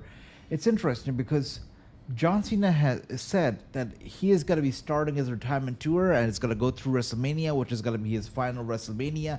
Cena said that WrestleMania 41 was gonna be the final WrestleMania that he's gonna be competing in. And he also said that December 2025 is going to be the month when he will retire, which means that he will not compete at WrestleMania 42. It's quite interesting because technically, WrestleMania is the stage where you'd want to retire. Kurt Angle retired at WrestleMania. Batista retired at WrestleMania. A lot of people, they want to retire at WrestleMania. So it's quite interesting that John Cena chooses not to retire at Mania, but in December. It's interesting. And, an old-fashioned way is for wrestlers to really lose their last match so that they can give back to the industry, pass the torch, say thank you to the industry that gave them everything. But looking at John Cena's heel turn right now, it seems like he is going to win his last WrestleMania. I mean, he's going to win the match. He's not going to lose it. I don't know. How is he going to pass the torch? What is going to happen? It's going to be full of twists and turns, unpredictable nature of it, 100%. We got at least 34 or more appearances from John Cena this year before he retires. So let's see. A lot can happen. A lot can happen here. Go back to listen to Swerve name drop Samantha. I did see that. Yep. I am aware of that. Who knows? It could happen. Samantha Arvin could join AEW one day. But the thing is that they've said it very explicitly that she's not interested in ring announcing. So that's one thing as well. Cena heel turn was I agree. Cena's heel turn was shocking. 100%. And Pinfall Wrestling Zone says, too many ads on SmackDown. Hopefully SmackDown goes to Netflix as well. I know. SmackDown, Raw also. I mean, Netflix, they also have ads for Raw. But they're not as bad. SmackDown, it's terrible. Especially now that it's 3 hours. Especially the third hour, I feel. It has had way too many ads and way too long of ads. Very long ads. We got 9 minutes left, by the way, before the show is going to be over. How would you rate the show, guys? From A to E or A to F. How would you rate this show? For me, I feel like it's been a sweet show. We started off, of course, with Randy Orton's little rant. Then we had the women's match. Of course, Tiffany Stratton won that match. We had some more drama with the tag team titles, number one contendership match. We had some more drama going on late with Cody Rhodes promo. The Jacob Fatu, Braun Strowman brawl. We had that. Then we had the Bianca Belair drama. So we have had a few drama here and there. It's been an okay show. Not the best, but it's been okay. I think right now it would be fair to give the show a B. Not a B plus, not a B minus, a B right now. It's been an average show in my opinion. Could be better, but it's an average show, I feel. You're right. True is great, my brother. Yeah, True is great. He said, True says it as it is. He's like, they've got bills to pay. You'll be okay. That's true. James says, I'll be at AEW this Sunday. That's great, brother. That's great. Revolution. We're going to be here as well watching the show. So it's going to be fantastic. Looking forward to it. Andy shared the match card with me and it is studded. It's fantastic. I guess SmackDown, what you told, a B minus. I understand. Yeah. It's been okay. Not the best. Maybe next week will be better. Who knows? But I've got a feeling that, it's going to be here and there until John Cena finally comes back. And it's going to be a while before he does. So it's only a matter of waiting game here. Cena versus Punk, one more match. I think Cena and Punk will happen. I think Randy Orton versus John Cena will happen as well. There are a few one more matches that will definitely happen. I understand that. Yeah. Randy versus Cena must happen. A match that I really want to see. Yeah. And here we are now back for the commercial break. And LA Knight with a clothesline to Shinsuke Nakamura. Now sending Nakamura to the turnbuckle. And a neck breaker to Nakamura from behind. Nakamura gets right back up. LA Knight gets him up. and body slam. All right, my brother. Andy, I'll see you as well this Sunday for Revolution. It's gonna be good. Going for the cover on Nakamura, and he kicks out. I believe this is gonna be our fourth or third Revolution. I think fourth. Yeah, it'll be fun.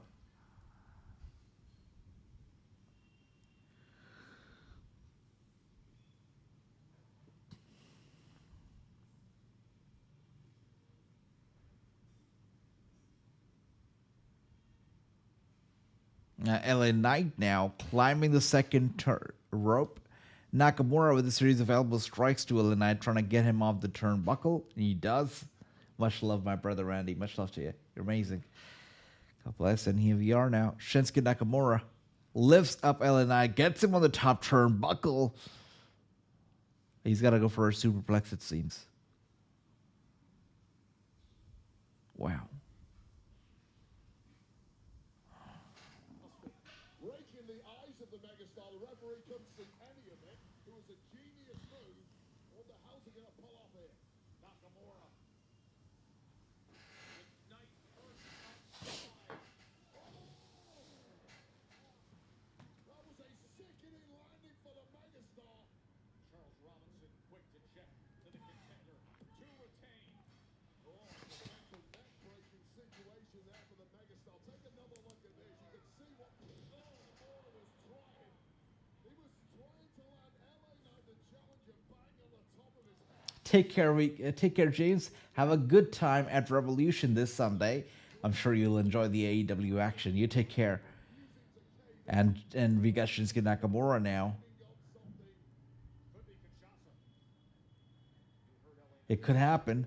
And right now, Shinsuke Nakamura is going for the Kinshasa, waiting for LA Knight to get up. LA Knight does it, a clothesline to Shinsuke Nakamura. And he turns a 360 degree before falling down hard to the mat.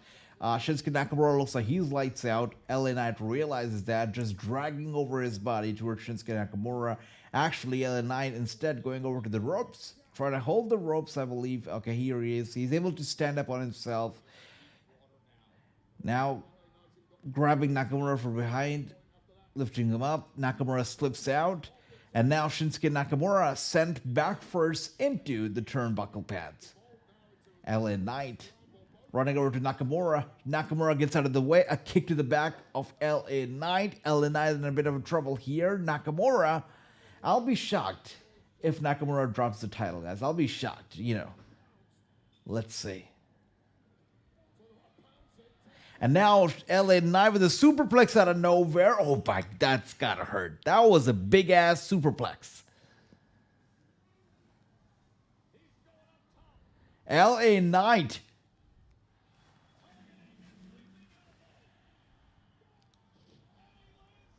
That was amazing. I'll be shocked if he drops the title. Come on.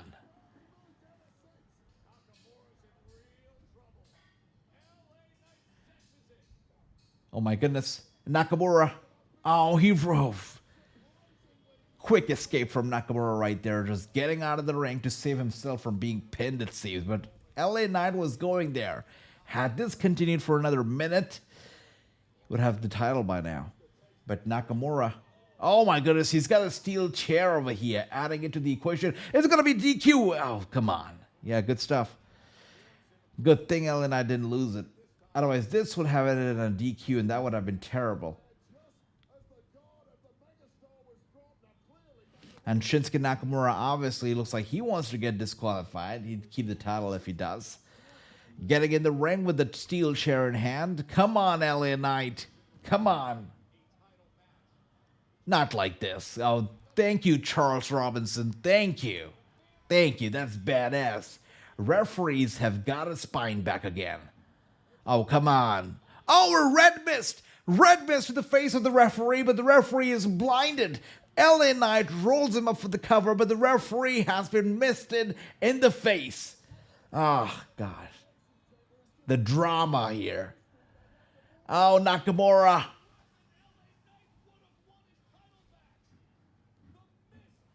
Come on. Get another referee out here. Nakamura ending LA Knight, but there is no referee here. That is insane. That right there is insane. Oh, come on. No referee, so Nakamura knows it means no rules. He's got the steel chair in hand. And LA Knight. Oh my goodness. Head bouncing on the steel chair. This could be LA Knight's moment. No way. What? LA Knight is the champion? Holy crap. What is happening with these crazy ass title changes right before WrestleMania? First it was Rhea Ripley dropping to Io Sky, and now it's LA Knight taking the title away from Shinsuke Nakamura. I'm loving it. I'm loving it. Yeah. Okay.